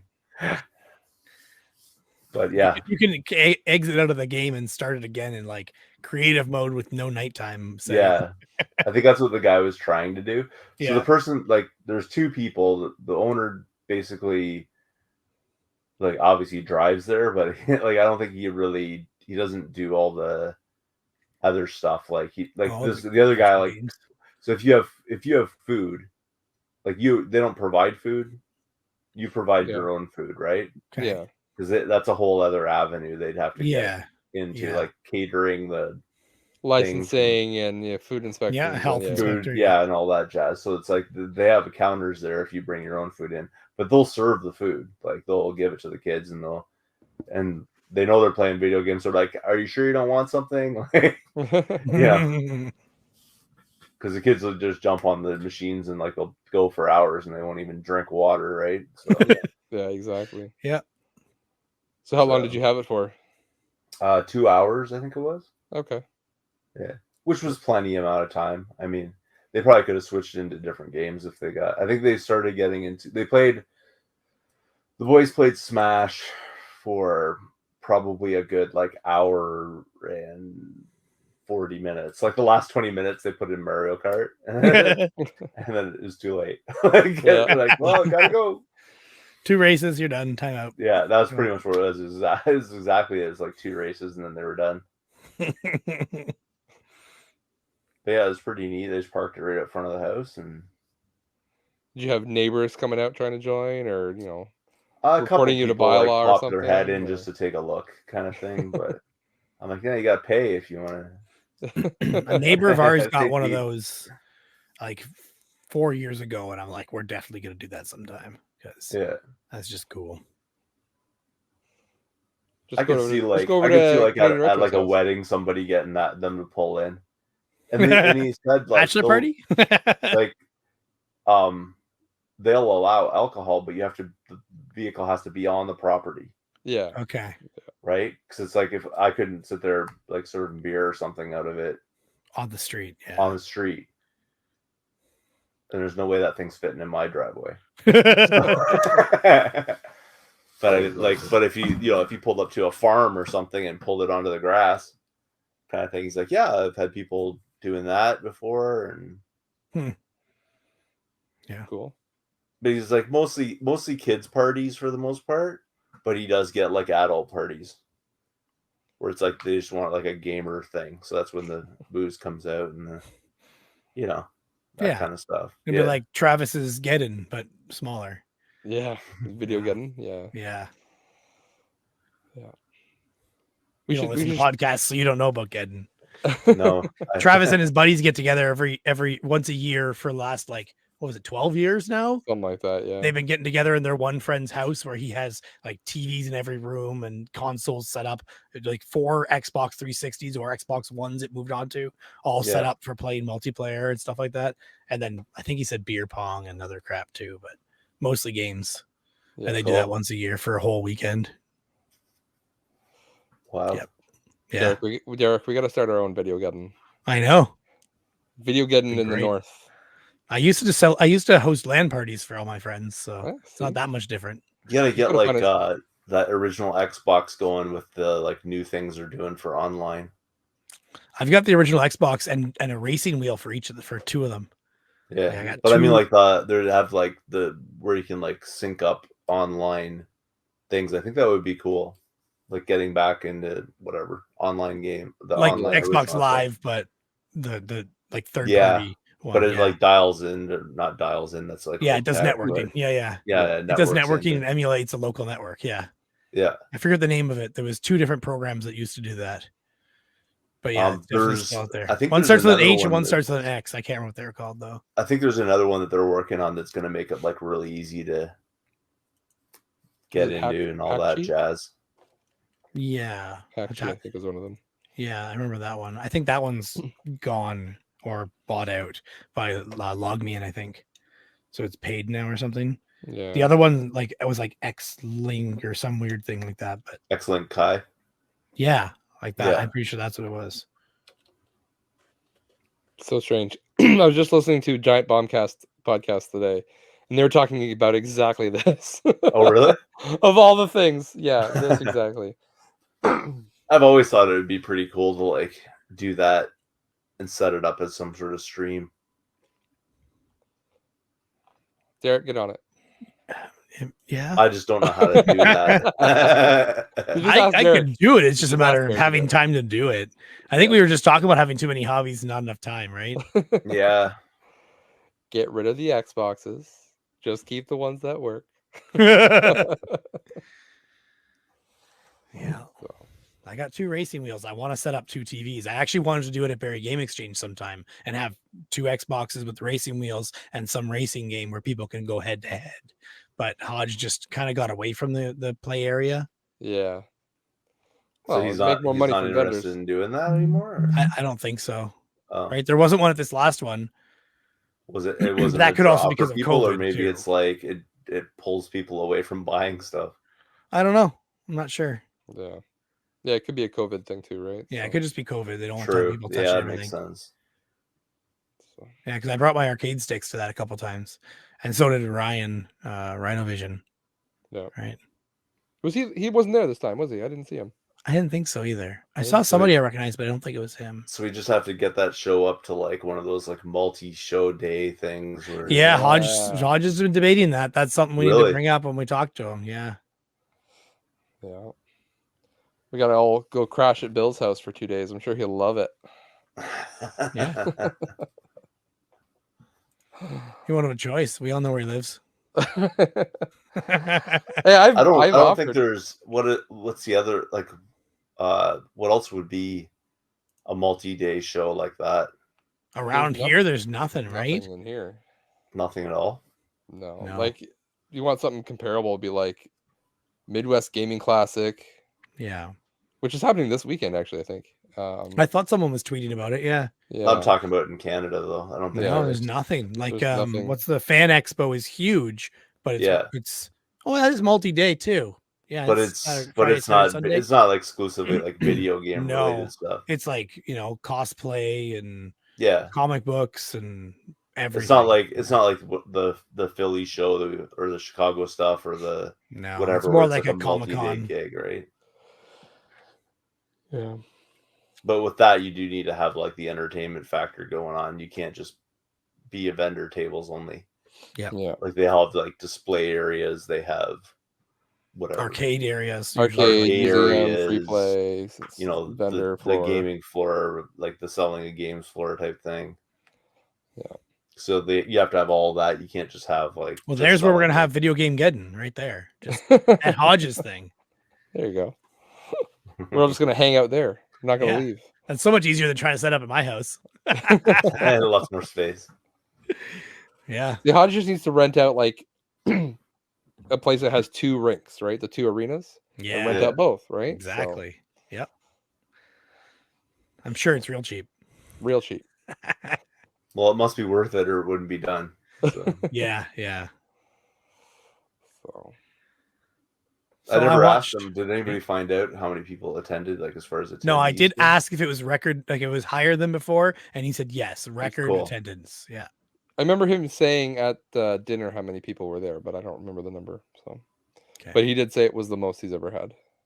And I'm pretty sure I've heard of 1,200 before at another show, 1,100 or 1,200. At one there of his were that previous many shows. people in there. Yeah, they don't Not all all come at at the once. same time, right? Some people come and Oh. go. Unlike of course. us, who stay the whole time. Most people Yeah. come and go. Yeah, Yeah. it's nuts. So I watched what's been released so far of the Halo TV show. Oh, I've been how's that? enjoying that. I've been enjoying it. It's pretty good. I don't love all the stupid political crap, but like the show itself, the way it's shot, the way it looks, the way the suits are, and just the reminding you of the games is pretty freaking cool. Oh, is it actually like a live? Yeah, that's yeah. Oh, I don't know Yeah. anything about like what's on TV or like like I just don't even. I watched a couple of 80s movies last night. So. Once On again, Netflix? filling the Canadian retro moniker. Not just video games, Canadian retro. I mean, they were TV. technically on Netflix, so does that make it new? I don't know. Yeah. Right? Sure. Why not? Now in Halo, don't they like? Isn't Master Chief like taking his helmet off like in the first like 10 minutes of that show?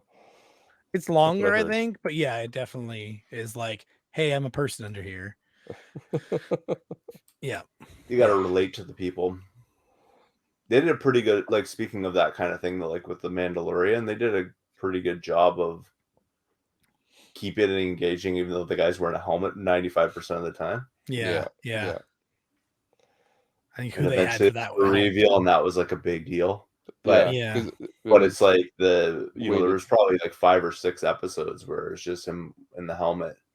And I was people hoping were they were still- just never going to bother taking it off at all. I would have been fine with it. Yeah, I didn't know who the guy was from his voice, and I never looked up who it was acting before that until the helmet came off, and like, oh, this guy, okay.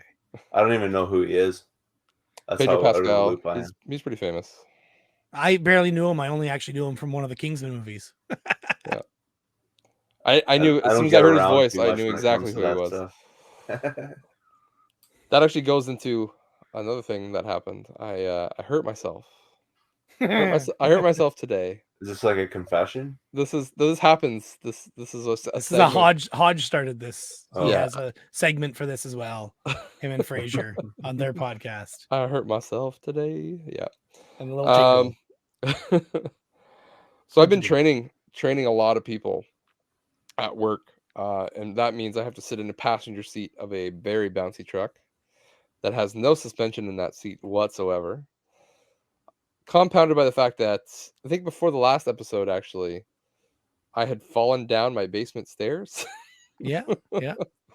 And so the two things added up, and then one day I went to work and I came home and I couldn't stand up, and I was kind of hunched. I was like hunchback for the Aren't night. you younger than me? Yes, I'm younger than everybody. Like wearing yourself out completely. I've had a rough life. Okay. Yeah, no doubt. So I called into work the next day and I just basically laid on the floor for a day, and then went into work the next day because I felt bad. You didn't wait to go to a public bathroom to lay on the floor? No, I should have though. Maybe that would have cured it. went back into work the next day, and then by the end of the day, same thing. I basically crawled into my house at the end of the day, called in again sick the next day so I could lay on the couch. So, but in the meantime, those 1 2 day days in, that I was 1 day off, off. That's a pretty good track yeah, record there. yeah, it's pretty good. It's Anyways, probably not the worst track record ever. Yeah. So those 2 days off, guess what I did? I watched TV, but what did I watch? All of Mandalorian, season 1 and season 2. Finally catching up. Finally catching up. And I watched the first, I think, 3 or 4 episodes of Book of Boba Fett. So, Okay, I haven't watched that at all yet. okay, I'm catching up. So it was actually, I had just listened to the Ramble, Record, Repeat, Yeah. Hodge and Fraser's podcast. And that was all about Mandalorian and Boba Fett. And I was just like, you know what? I really got to watch this. And then sure enough, like the next day, couldn't Perfect move. I'm like, opportunity. perfect time to sit and watch TV. So which so. one's better? They're very different. Yeah. The I haven't seen Book of Boba Fett yet, but I've seen Mandalorian. I will be honest, Mandalorian took me a season to get into. Like the first season, I wasn't sold on it. By the second season, I was sold. Okay. I was coming around. I wasn't aware of what kind of show it was, but it's essentially kind of like This Week in Star Wars, like Monster of the Week type of show. Yeah, it's like I think of like I compared it to like the old Incredible Hulk thing. Yeah, It's just like, and then at the end of it, he just wanders off somewhere else. yeah, And finds another adventure, like another the Littlest adventure. Hobo or something. Yeah, and they all follow the same formula, At first, right? it was like that. Yeah. Same formula. Like I need to do this, so he goes there, and they'll help them if he helps them do this or get this. Right? It's always the same thing. Yeah. But it's just a different adversary every time. But it's cool. I did appreciate more they were trying to like mix up genres. Like there's one that's basically just like a Deadwood ripoff with Timothy Oliphant in it, like the sheriff of the town, and there's the sand dragon that's taken over, and they got to go get him, and that's very much, you know, Deadwood from his old Never HBO watched show. Deadwood. Neither did I. I see the DVDs all the time. Yeah. Yeah, all the time. So, but I was expecting a little bit more like a more cohesive, like I'll say typical, quote unquote, typical TV show. Yeah. And this is very much a throwback to the old style of like old school serials, right? So, so it took me a season to figure that out. Once I figured it out, I guess I'm just slow. I did enjoy it a lot more. I wasn't gonna say it, but Yeah. You were thinking it. I could see it. I could see it in your eyes. Book of Boba Fett is very much, you know, not about Boba Fett. it's about Boba Fett, but it's not like Monster of the Week, right? It's Problem of the Week. Okay. But it's, you know, he has the one goal of I'm going to become the new, take over this town. How do I do that? That type of thing. So he's staying kind of on the same planet, same area. Like Mandalorian is like he's on a different planet every week, right? Or every show. You know, Boba Fett he's stuck on, is it Tatooine? So, and he's taken over from Jabba. So yeah, I'll watch it eventually. But it's good. And they like weave things into it, so it's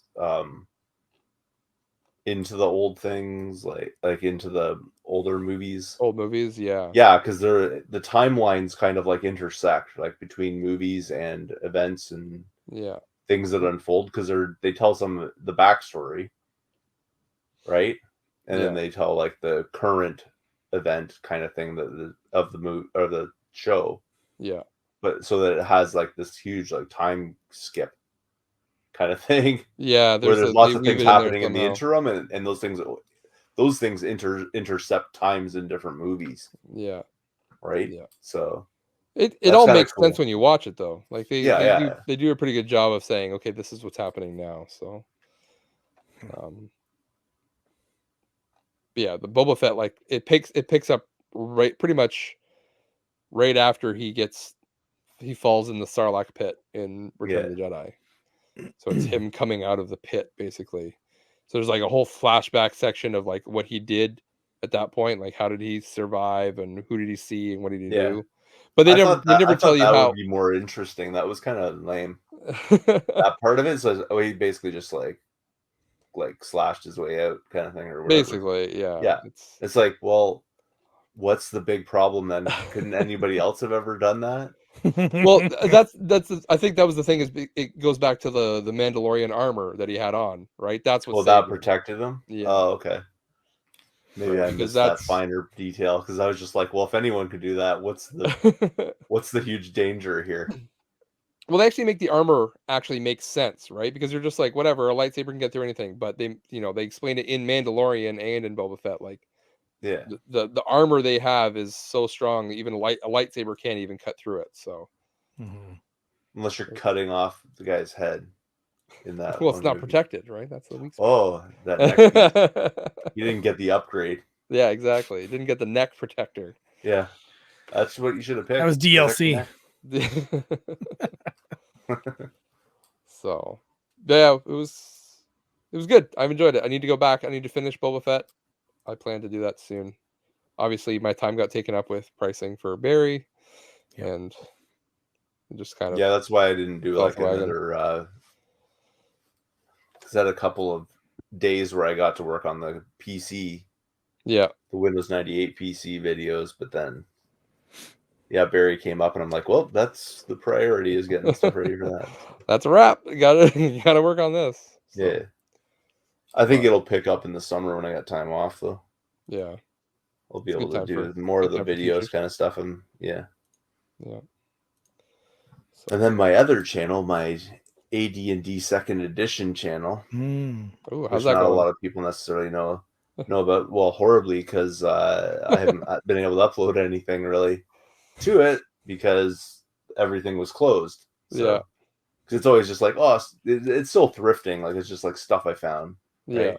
Yeah. Okay. Like today, I found this book here, which is like a 3.5 edition, the Libris Mortis Book of the Undead, from like 3.5 edition, which goes for a pretty good amount, actually. I think not this one probably, because it's a little bit beat up on the corners and stuff, but people were selling it for like $90 on eBay. I paid like $5 for it. So. Condition is everything. Not really. I'm just gonna put it, you won't see that part. You'll just see the spine. Yeah, exactly. It'll be fine. Well, you got some figures recently, I heard. You could show. I did, yeah, from you. That was a good deal. I had those figures for years. context. For context, yeah, it was. Troy sent me this listing that was in my area, and he's like, "Hey, can you get these for me?"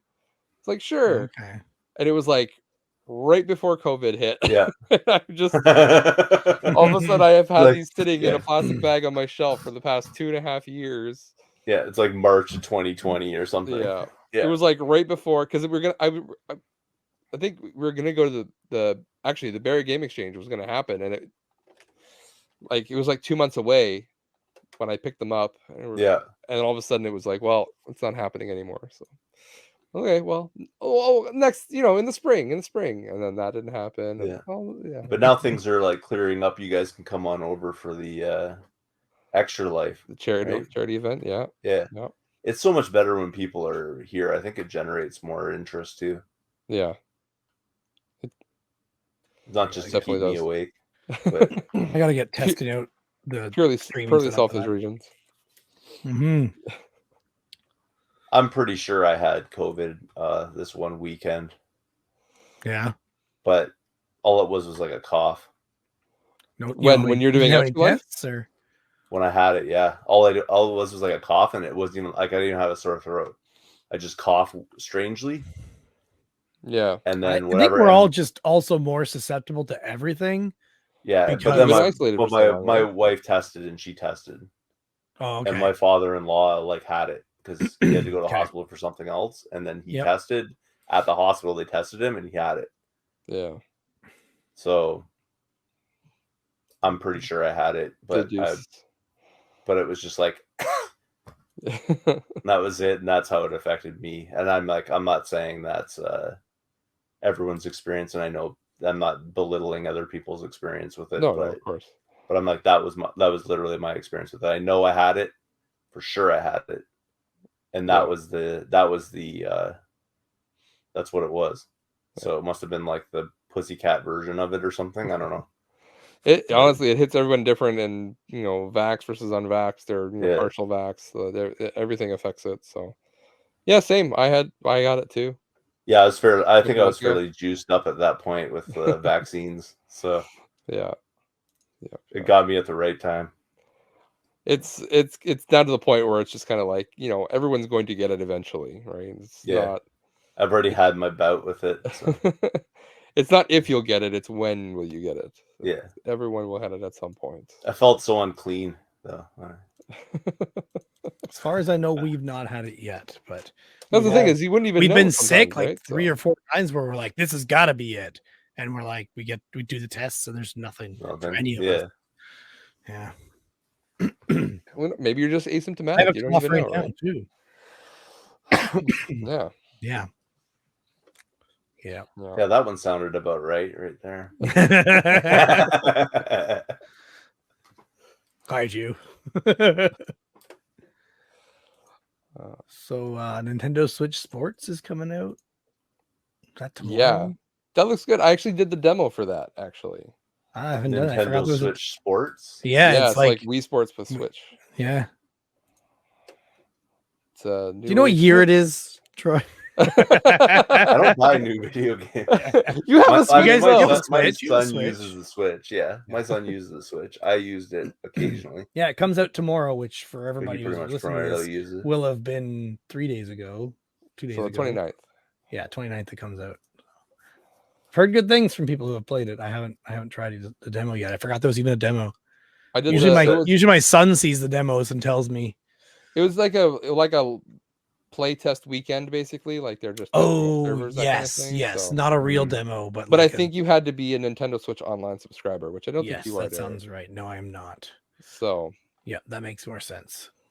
I played it. I did the sword fighting. I did the bowling. I did soccer. I think I did pretty well all of them. Yeah, it was fun. Very responsive, which is nice. It's fun. I did the bowling through me because they actually have you. You know how on the Wii Sports you would hold the B button at the bottom, right? And then as you did your swing, you'd let go of the B button. Yeah. And this is what destroyed so many TVs because people would just let go of the whole controller. They put strap on. They'd put the strap on, or they'd forget. But then again, it's making you let go of a button at a certain time, and instead of people letting go of a button, they just let go of the controller. The whole thing. Yeah. So on the Nintendo Switch Sports for bowling, you don't let go of the button. You hold the button down and you swing, but you do not let go of the button. Probably because they want you to hold on to the controller. They learned their lesson. Yeah. But for the first 4 frames of bowling, I'm just dropping the ball over the place because I'm letting go of the button like I do in every other bowling sports game. Yeah. And it's just like, nope, don't let go. I'm just like, I can't help it. I've been doing this. You've trained me, Nintendo. You've trained me to do this. And now it's your fault. Yeah. That's the game I was using to test out the consoles I was trying to sell at Barrie.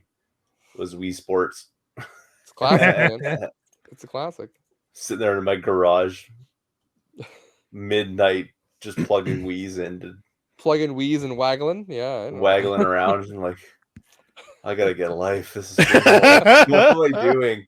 What am I doing with myself? And I didn't even end up selling a single one of them. Yeah, there you go. Which is really interesting because before that, it's like, Wii's are selling like crazy. Right? I was thinking the same thing. So I finally got a Wii.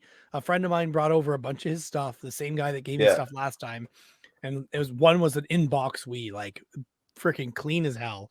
Yeah. And I put that out at the swap, and I'm like, oh, maybe this will sell. I even bundled in Wii Fit and Wii Fit balance board, and Wii Fit the game, Wii Fit Plus, and the balance board, all with the console for the same price. And I was like, oh, maybe somebody will buy this if Wii was so hot before, but it seems like it's not so hot anymore. Yeah. Everybody got one that wanted one. Yeah, I guess so. And I mean, people at the show a lot of the time are collectors, right? So they already have a Wii. They don't a lot, yeah. I was trying to get those Game Bros to buy my consoles. All they wanted was SNES. Come over, I'm gonna be like, I had like four different consoles sitting there. 2 of them were Wii's, and then whatever else, right? And they're already like really decently priced. I mean, you probably wouldn't find a cheaper set, right? And I was like, if they buy 3 of these, I'll throw the fourth one in for free. Because they're all generally priced like around the same. Yeah. So whatever it was there. So I was like, yep, I'll do that. Yeah, I didn't sell any systems either. I sold N64 with the jumper, like the expansion pack in it. Yep. Okay, yeah. And a purple translucent or whatever atomic purple controller. Yeah. Okay, yeah. Sold that to a guy, and I sold that cheaply. PSP. Like it probably I could have charged way more. I think I sold it to him for like $80 or something. That's pretty cheap. That was the first thing I sold. I had 100 on it. He's like 80. I'm like, yep. So I told you I wouldn't. I don't say no. He's just like, sure. I don't have 80 in it, so we're good. Let's do it. Sweet. But I sold that, and then I sold that Intellivision. I sold that PSP, like I said. It's the only console I think I sold. I'm trying to remember what the other one. Oh, a Sega Genesis. Some guy had a table. I think he probably went and resold it as a table for a higher price. Yeah, probably. I guess I lied. I did sell a Nintendo DS in box. And an iMac. And an iMac, yeah. It's not a Technically console. not a system. It's a, you know. It's technically an all-in-one. It's kind of like a console. Yeah. You can pretend. So that didn't come from the garbage, did it? No. I do have Macs. I asked him the same question at the show. I'm like, which day did you find that in the garbage? Kind of thing. I've got 2 Mac Minis I found in the garbage sitting out in my hallway here. Yeah. Oh my God.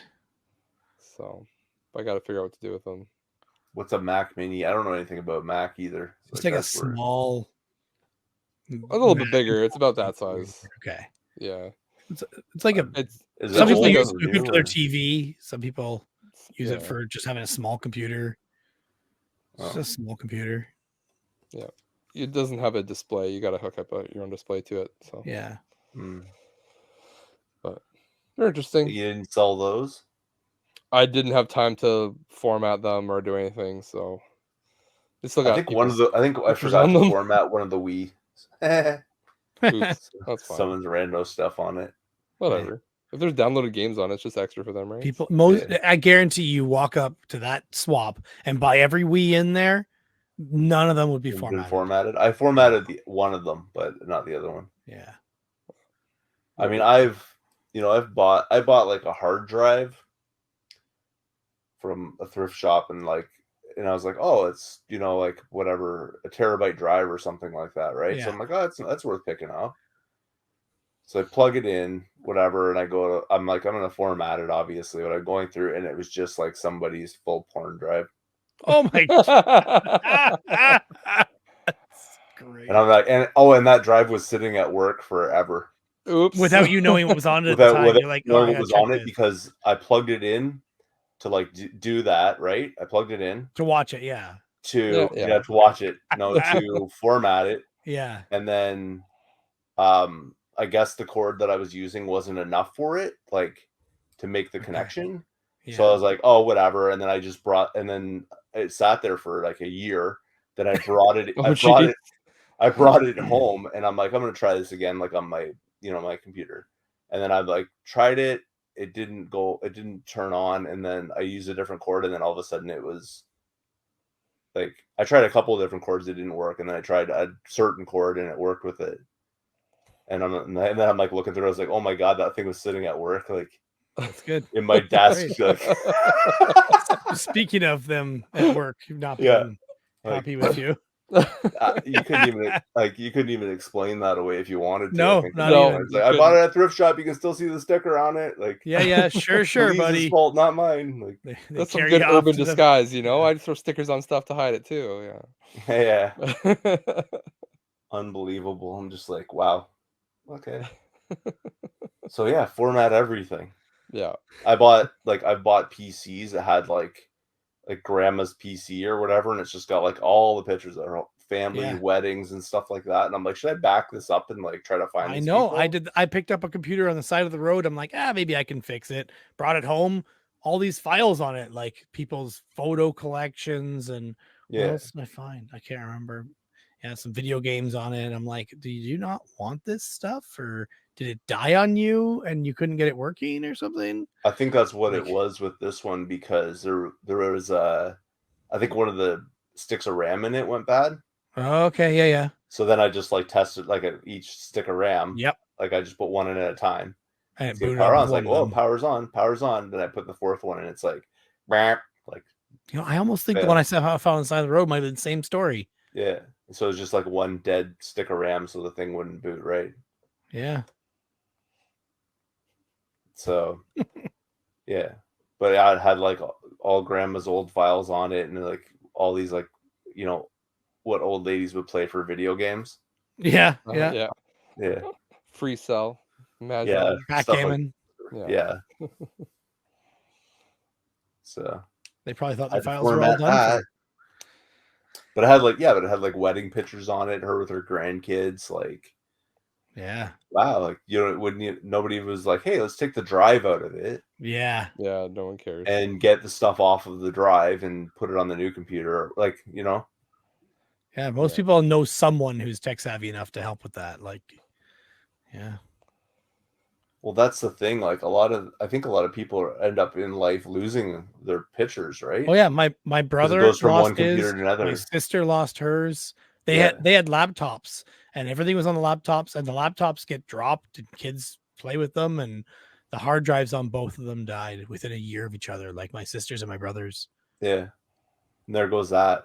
Yeah. So, And of course so I grabbed the dead hard drives and I still have them in a box waiting until I can get some way to recover it, but it'll probably never happen. yeah, I mean, that's what else are you gonna do? Yeah. Who else has a box of like hard drives that are old sitting in the garage because they got rid of a computer, but they didn't want to like didn't want to include the drive because they're not that stupid? That's Yeah. me. Yeah. Yeah. I put I all my used to share drives those in my parts of computer. drives. I found actually a drive in the garbage. What's on it? It's like my thing. I don't know. Prawn? It's a 500 gigabyte SSD though. Oh, an nice. SSD, a Samsung Does it work? 850. I don't yeah. know. I haven't plugged it in yet. I have to have an SSD. Well, it's just a SATA connector, right? So Yep. I had a SATA thing, but it's not great, and I plugged it in and it didn't quite read it. So I was just like, I don't know if it's my cord or I have a hard whatever. drive toaster right here that would work. Put it in. Yeah. It's in the closet. I'll bring it over and we'll just plug it in. Yeah. Someone's porn All the drive. viruses. Get all the viruses. It probably. I mean, I would drive imagine right that someone wouldn't chuck out an SSD unless it were dead. But some people, right? This was in a container that had a Raspberry Pi in it, all bunch of Raspberry Pi parts. Yeah, I'll take it. I'll take all of and it. Keyboards and yeah. I have an 850 Evo 500 gig right here in my computer. There you go. I don't even think mine's 500 that's in this computer. I have a 250 in my computer. I could upgrade. Yeah. So yeah, upgrade from the trash. I got Unbelievable. 2 500s, a 1 terabyte, and a what's this other one? Another 1 terabyte? I don't remember. I'm just glad I bought this computer before the price of like video cards went completely ballistic. Yeah, I bought mine high. Did you? Yeah. I bought mine right before that happened, and I wasn't even planning it. Just how it worked out that way. my video card was $1,500 used. Yeah, I see, my know, whole really computer good was like price. $1,300, and that included like a pretty decent video card. Well, Not that I mine's- really needed it, just for like I just use it like for video editing, right? Like Yeah. Well, mine's like one of the third best video card if you don't include the TI models, but yeah. so it was definitely a good price at the time. That should go back to normal, I think, pretty soon. The video cards are coming back down, yeah. Yeah. That was just astronomical. It's from all the freaking farmers of Bitcoin or whatever. Crypto miners, yeah. Real. I don't even understand how that works, but whatever. Yeah, Bitcoin's taking a huge hit on price. But I love it. Like I see like a Kijiji ad for a video card. It's like never been used for crypto mining. Like Yeah. don't put that in the description. The I'm fact like, that they yeah, wrote that, right. I don't believe them. Yeah, right. Not believe that at all. I'm I keep assuming seeing it, people I'm selling assuming that, crypto mining rigs too with like 5 video cards on them. yeah. I keep seeing those pop up too because they're giving up on it. I don't even understand what you're doing when you do that. Like, Just what math. is it? You're just making it do math. Just calculations like crazy. Yeah. And every But I once guess in a while, it just you'll wears get down paid those out. video cards then, eh? Yeah. Because that's why they're putting that. 'Cause it's like, In theory, it doesn't wear anything down, but it only hurts it if the video card gets too hot.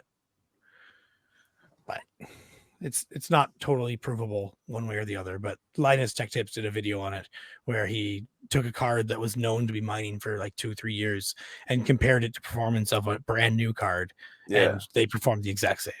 Oh, okay. Yeah. So it's like an urban legend that it's a problem. Yeah, and if the card's mistreated, then yeah, it can cause a problem. Like if you let it get too hot, you can start wrecking the card, right? But I guess if you're doing crypto mining, you have it running like 24/7. Yeah. But Yeah. hopefully you have it in a place where it's getting cooled enough. Yeah. Hopefully. Hopefully. But yeah, people were asking for like, or whatever, charging for video cards, like what I paid for the entire computer. Yeah. Plus Yep. like a few $100.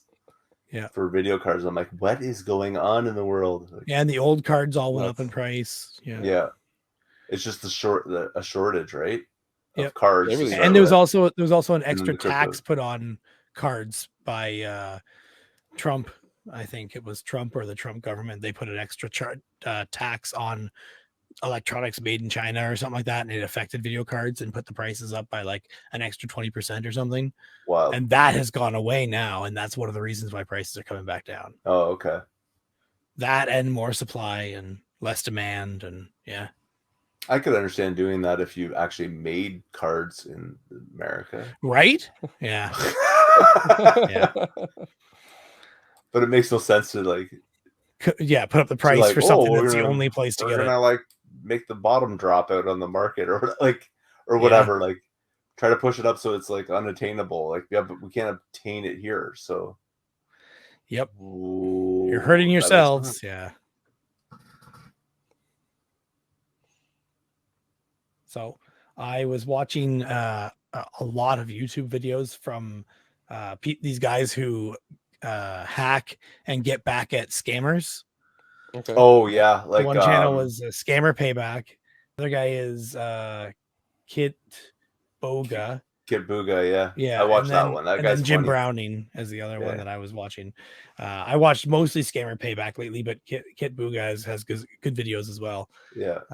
And he always slips in like nerdy jokes and stuff in there too. Mm-hmm. It's pretty good. He's got like a fake background with a green screen, and in the background, when he's pretending to be this old lady or whatever, he's got a pillow with Bonzi Buddy on it from like way back in the 90s. That app you'd install, have a little desktop monkey on your screen.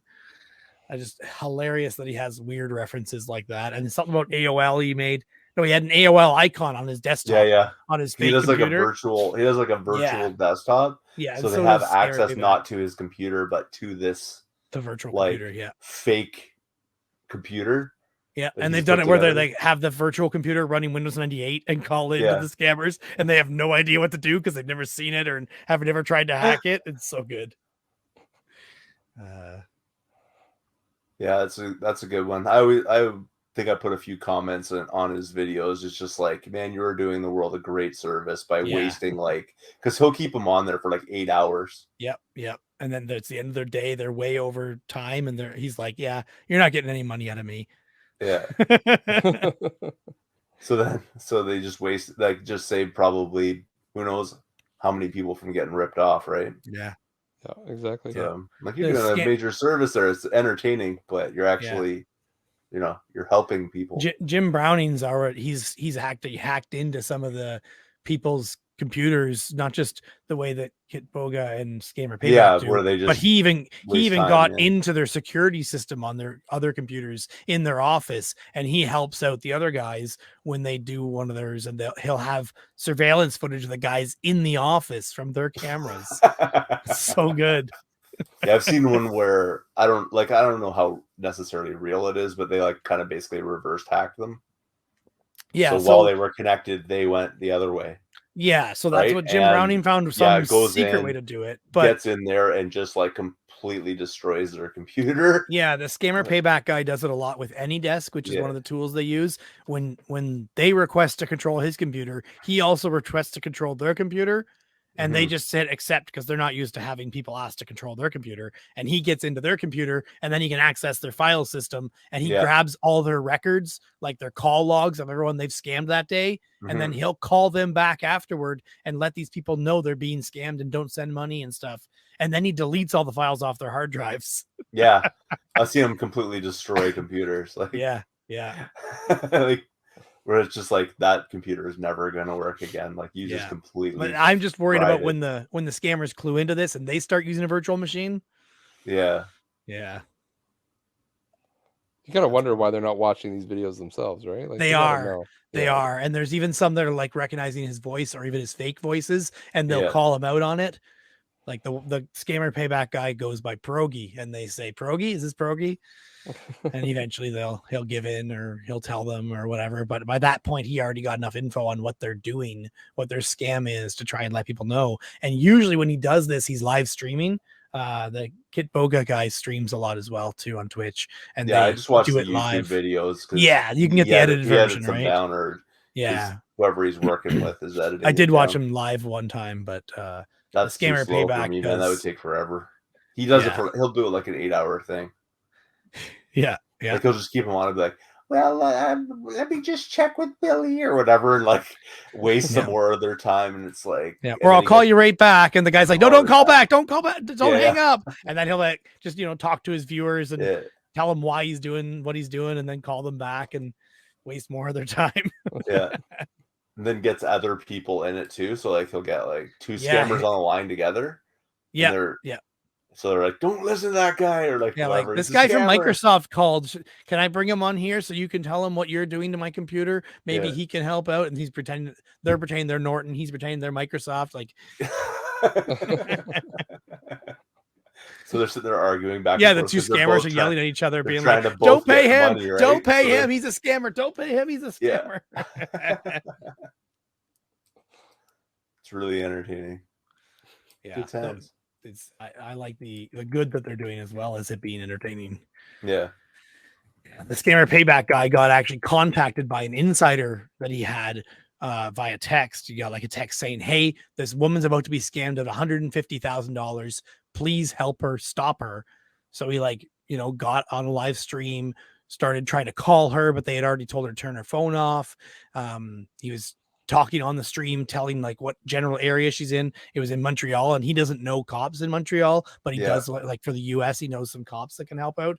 But with Montreal, he tried calling her local police department. They weren't willing to do anything about it because they didn't believe him. They don't know anything about him. Yeah. But luckily, one of his viewers was from the same town as that lady and said, give me your info and I'll go to her house. And he's like, I trust you. You're here often enough. I know I can trust you. So she drove to the lady's house, told her everything that was going on, and stopped her from giving them the money.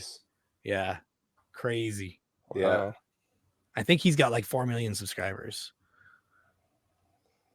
Jeez. So cool. I got a ways to go. I'd totally do that job. I would absolutely do that job. Stopping scammers and screwing with them. That sounds awesome. I'm subscribed, Josh. I'm subscribed to you on multiple channels. Like, not just Canadian. Well, I got even more work to do then. I just subscribed to your other channel, your D&D channel, Troy. Oh, did you? I knew it. I checked it out, your first video for it, even though I don't really care about D&D. But I'm like, why not subscribe? I don't know why I didn't do this in the first place. And I can see your first video. I watched like half of it and stopped it. I'm like, it's D&D. If you're not into it, it'd be like mega boring. I'm sure. Like you'd have to. I did talk about last month. I watched that TV show Vox Machina, which is like a D&D campaign that these people did. That was like on Kickstarter or something like that, and they changed into a TV show, like a cartoon, like an anime cartoon, and they did a pretty good job. One of those like over the top gory cartoon shows that have become popular lately, but it was pretty good because it's like the people you'd get in a D&D campaign where they're all like eccentrics basically, right? Mm-hmm. Yeah, that's cool. Well, I'm having trouble uploading to that channel because my intro was on my old computer, which is a Movie Maker file. Yeah. And my new computer will not, under any circumstance whatsoever, install Movie Maker back to it. Yeah. So I can't get my intro for my videos. What's Could the you last OS Movie Maker worked on? XP? It works. It works on. I have like refurbed computers, like my old Yeah. computer, that are running Windows 11, and they still run Movie Maker. Okay. You just download Windows Live Essential, installed Movie Maker. Okay. They work fine. But the video won't open? Or like This computer will not do it. Oh. And But can you take one of those computers to get the Movie Maker rendered out? Just render out the intro to like an MP4 or a WMV. That's what I was you trying can convert. Yeah, but the problem is I can't open it. I could try to take the files to work, but the only problem is I don't know if the files are all there either. Because it looks for it in a certain location, right? Like where it, yeah. And I'm looking around, I'm like, where's the intro? Like, or you just take one of your YouTube videos, download that, and rip off the intro. Edit off the intro, because the intro, all my intros have text that pops up saying episode blah blah blah blah blah, and so it like that would edit that out.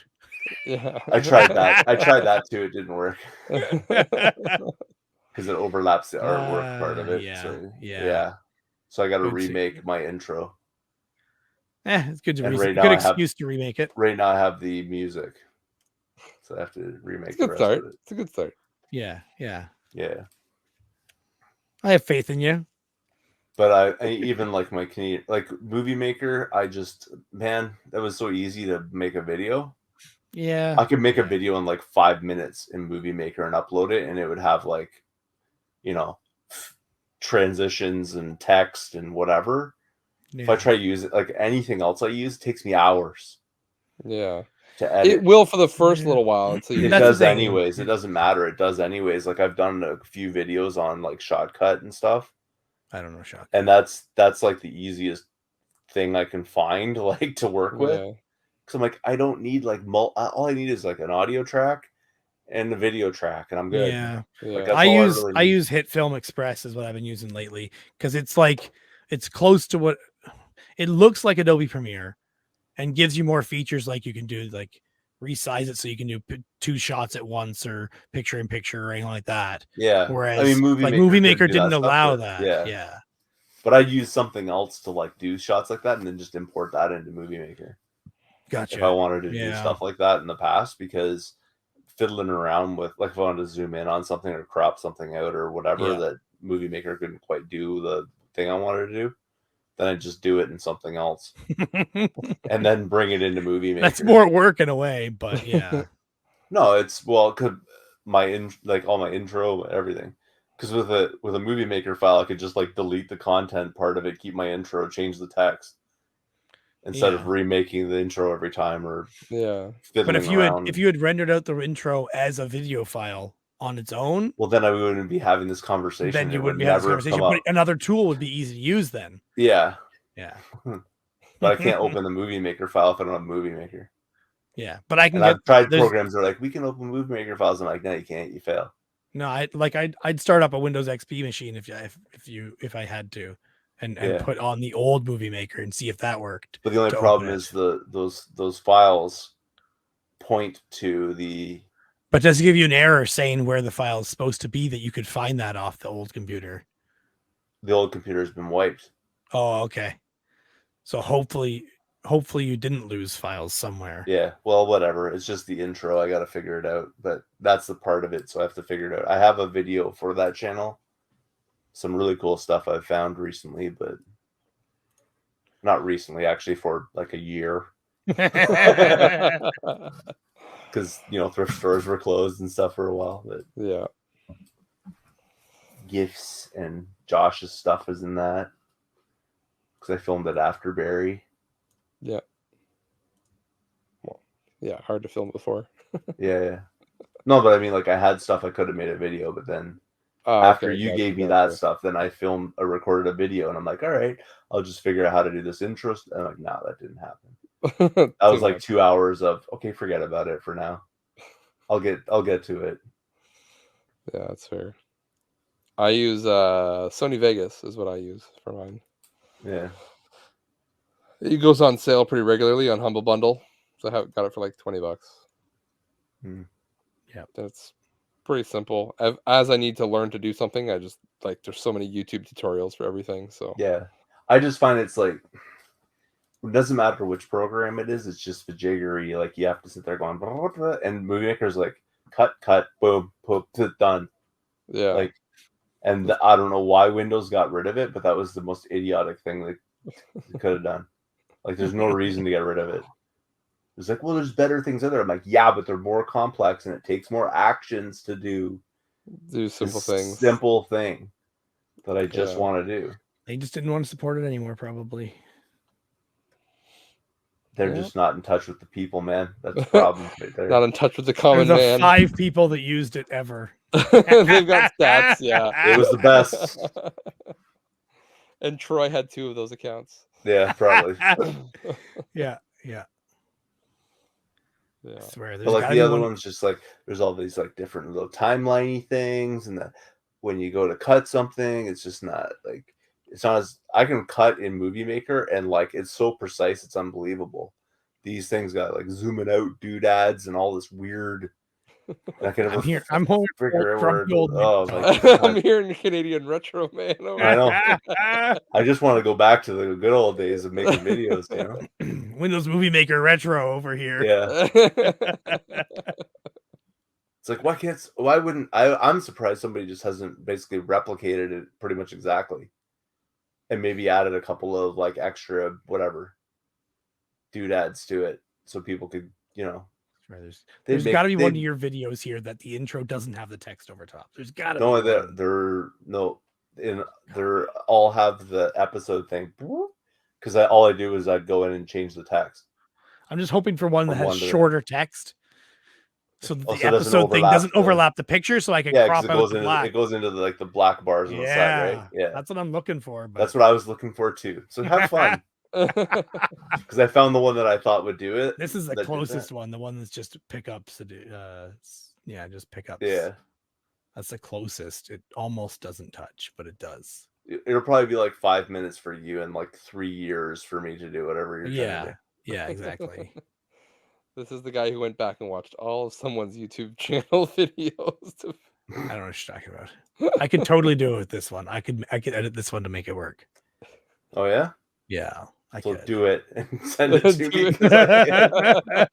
I tried it the other day and I'm just like, no. And it just totally discouraged me from like finishing the video. You know what I mean? Yep.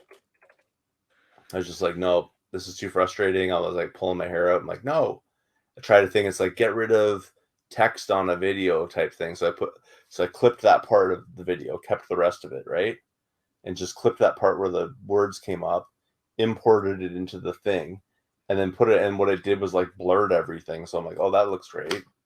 That's trash. I'm like, not what I wanted. I'm not sold.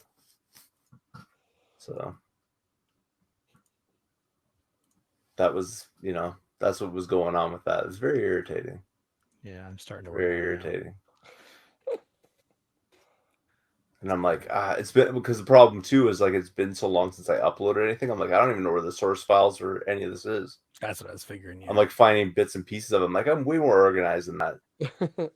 But it's like, no, because you migrated computers and then the world crumbled. Yeah. And so now the source files are like, they're lost in the ether somewhere. Like it's gone. They're everywhere. Yeah. I have the same thing. I go back to find files. Like all my original Game Hunters RS files. No idea. No idea where they somewhere. are. I know exactly where all my Two Dorks videos are. They're on my server, my NAS, in a folder called YouTube. Like I have, like on mine, I have every episode working, like all the working files. Yeah. I have a working file section, all the projects. Yeah. From like the start of the channel. And then I exported all of that onto a drive that's like in the office and just sits there. like because I don't have to access that old stuff, but in case I need to, Yeah. Here's like mine. I want to do Two like the greatest. Dorks, episode 1, 2015 08 21 Yeah. is the date that I recorded that. Dang. But like, yeah, and then I have like the finished version of it. That's saved. All the source files are in there. All the raw footage is on those drives. I'm like, why can't I find any of the stuff that I'm looking for? Yeah. All the Canadian retro stuff from like episode 1 to like 300 is on a drive somewhere. And the Somewhere. rest of it is Somewhere. just completely fallen apart Quote unquote somewhere. somewhere. 2015 09 20 Waterloo video game swap. Yeah, there you go. Back in the day. It's probably you guys in those videos, and I didn't even know you then. Yeah, probably. We're there somewhere. All right. I'm grabbing Troy's video, putting it in my video editing program. Oh, He's gonna do this- we're he's gonna do this get in a live 45 live video milliseconds. editing. Yeah. No, it's throwing an error. Probably something to do with the file type or something. We don't like this. Yeah, it doesn't like the file type, but I can It's like the retranscode that. podcast where you're like video editing at the same time. Yeah. This isn't a video podcast, Derek. So, like, I got one more movie I want to talk about before we move on. Or I have one Wait, more no, thing to talk about too, but you go. I just mentioned it already, but I watched the Batman, the yes, new one. I have Oh, not. right. Yep. Troy, I have you seen haven't it? yet. So- You haven't yet? No, so don't ruin it. I'm not going to spoil anything. And I don't want any more bathroom stories from you, all right?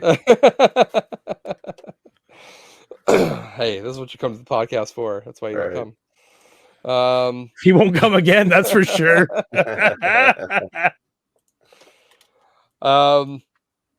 Watch the Batman. It is good. I think Robert Pattinson does a good job of. He's a good Bruce Wayne. He's a good Batman.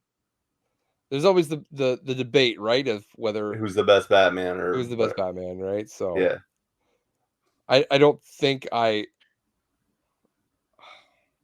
don't Adam think West? I'm quite prepared to make that that decision yet. You're gonna say he's the best? Which one? The new guy. He's very good. I don't know if he's the best, but he's very good. Hmm. So I am biased. I do like Christian Bale, but I understand the arguments against his Batman. Why? What's the arguments against his Batman? His voice is like overly dramatic and Yeah. Oh, where is she? Terrible. Like Where that. is Yeah, she? it's stupid. Yeah, I know. Freaking terrible. Yeah, I used Not to my make- I used to make Batman. fun of that a little bit. Not my Batman. Batman. Sorry, I just had something caught in my throat. There you go. Yeah. The YouTube videos that did that. But they take a different tone with this one. So like every other Batman movie we've seen has just been like it's an action movie, right? Like Mhm. Batman's going out to kick some butt, right? This one is Batman exists. He's in a world that somewhat accepts him, right? And it's not really an origin story, which is nice. Like everyone knows the Batman origin. We don't have to go over this Yeah. again. So it's not an origin story. But it goes back to Batman as, the world's greatest detective. It's a detective story with Batman in it. So it's Yeah. there's Kind of action. like the comic books from way back. Yeah. So he's Detective he doesn't pull out a comic, magnifying glass and look at something, right? But it's the same kind of, he's got to figure out, who's doing this and why are they doing that and that kind of thing. So there's action parts to it, of course. It can't be a Batman movie without it, but it's not the focus of it. It's definitely more story driven than action driven, which is a nice take. I appreciated that. So since been confirmed that sequel has been confirmed, so with Robert Pattinson returning, so it's gonna be good. I will save my Batman judgment for that movie. Then I'll decide. I've been holding off watching it because it's so long. It is a long movie, but is it on streaming services? It's on a Plex server near you. Yes. Still in movie theater. It's still in movie theaters, yeah. But we have if you want to see it, we can arrange it. It's not hard. I see what you're getting at. Yeah. I didn't watch it at the theater, if that's what you're saying. Okay. That makes sense. So he could lay on his floor. Yeah, so I can lay on my floor while I watch it. Nice. If you're gonna continue doing that to yourself, you really need to just mount a ceiling, like on the TV on the ceiling. You know that, right? I gotta get one of those neck brace like tablet holders. You know what I mean? Like, Yeah. as seen on TV. Yeah, it's Well, good. I know I'm running watching out of it. space in this room. I'm gonna have to figure out something with the ceiling in this room. You gonna get some shelves up there? Yeah, somehow. You might have stuff falling down on me all the time. What's that? Or you could purge some games. Nah, that's never gonna happen. He's set. I'm gonna be buried with this stuff. You're not gonna pass it on to your son? I've thought about it briefly, like some odd, it crossed my mind, and then I'm like, yeah, it's never gonna happen. I mean, I probably could go through and thin some things out, but a purge, no. And it wouldn't be like NES. I just mean purge. There's thin things out is what I mean. Thin things out, yeah. But I mean, like, I wouldn't purge any single NES game, no matter how horrible it is, or any Genesis game, or any of them, like the cartridge stuff, for sure not, and probably not PS1 stuff. Fair. Derek, you got something you want a movie? Something? Not a movie. I was playing my Steam Deck, and I've been playing No Man's Sky on it. Okay. Which I just picked up recently. I've been watching it for a long time because the game almost never comes on sale for less than half off. Half off is common. Less than that pretty much never happens. So I've been like watching for a deal, and I got an email from, I think it was G2A, which sells Steam keys, and it's questionable how legitimate it is, but it was cheaper than that. I'm like, all right, fine, I'll buy it. I think it was like $14 Canadian, something like that. I'm like, okay, sure. It talked me into it. So I picked it up from there, and I knew it was supported on the Steam Deck. So I And is it worth it? So far the game is, I don't know. It's odd. It's like so close to being what I want it to be. Yeah. But then other times it's just like, I can't, like, you go a place on a planet, because it's all randomly generated worlds, basically. I don't know how random for sure, but either way, randomly generated worlds. You end up on a world. You may discover things people have never found before, and you can report that and get like extra credit in game for it and stuff. But like, I found something which is actually a glitch in the game where you go to a guy to sell stuff, and I legitimately tried to sell to him, and it wouldn't take the thing, but I got the money. Oh. I'm like, oh, that's cool. So I did that and made $3 million. Hey, there you go. And then I left, and I've spent all the money, and I'm like, now if I wanted to go back to that, let's say it wasn't a glitch, but that guy was selling something I wanted. How do I get back to that guy? How do I find that place on that planet? I know what planet it is. I have a base on that planet. Yeah. But where that guy is, there's no way in game to bring up a map of that world and look at the places I've been. Huh. Like, how ridiculous is that in this world exploring game? What if I just wanted to can't set waypoints and There's stuff. not really a map. There is tons of maps, but there's not a map you can just like move around and look around on that particular planet. You can do that in the galaxy between solar systems and planets, but you can't drill into a planet and look at it. Sounds infuriating. I'd give up. Yeah, it's so annoying. I can't believe they wouldn't have done that. Like, it just seems dumb. And there's tons of people online complaining about the exact same thing. Like, no way to do it. I'm like, really? So you just have to go back and I'm having fun. I've put over 12 hours into the game, which is the most I've played a game for a long time. You go to a planet, it's randomly generated, but then when you go back, it's the same planet. or does it Yes. get randomly generated every time you go back? No, it's the same planet. Yeah. And if other people go to that planet, it's still the same planet. But the creation of those planets was random, Yeah. but it's consistent. They stay there. Once they're generated, they're there. Yeah. Once they're generated, they're there. And they can be discovered. Even if you don't discover it, but you're there, I believe it's consistent and stays. But yeah. But no two people will have the same planets. That's the thing. You will. So it's not random. So it's random, but only when it's first created. Yeah. Yeah. Once it's found, then that's it. That's the one it is. Yeah. But now Not doesn't everybody. it reset at some point? I think I've heard that the ground you dig, like if you dig into the ground, that resets. And Okay. someone had said that they thought some of the buildings changed when they went back to a planet, but no one, as far as I know, has evidence. And that is also from when the game launched. And who knows, they've done huge changes on the game since Major it first updates launched. and Yeah. stuff. Yeah. Huge. Because that game changes. was like critically panned when it came out. correct. Right? Like, Yeah. Like really badly. And they've made it better. They've turned it around. Yeah. Oh, yeah. Okay. Definitely made it a lot better. Because there was hype, like, because I'm like, oh, that game's old, right? Yeah. Yeah.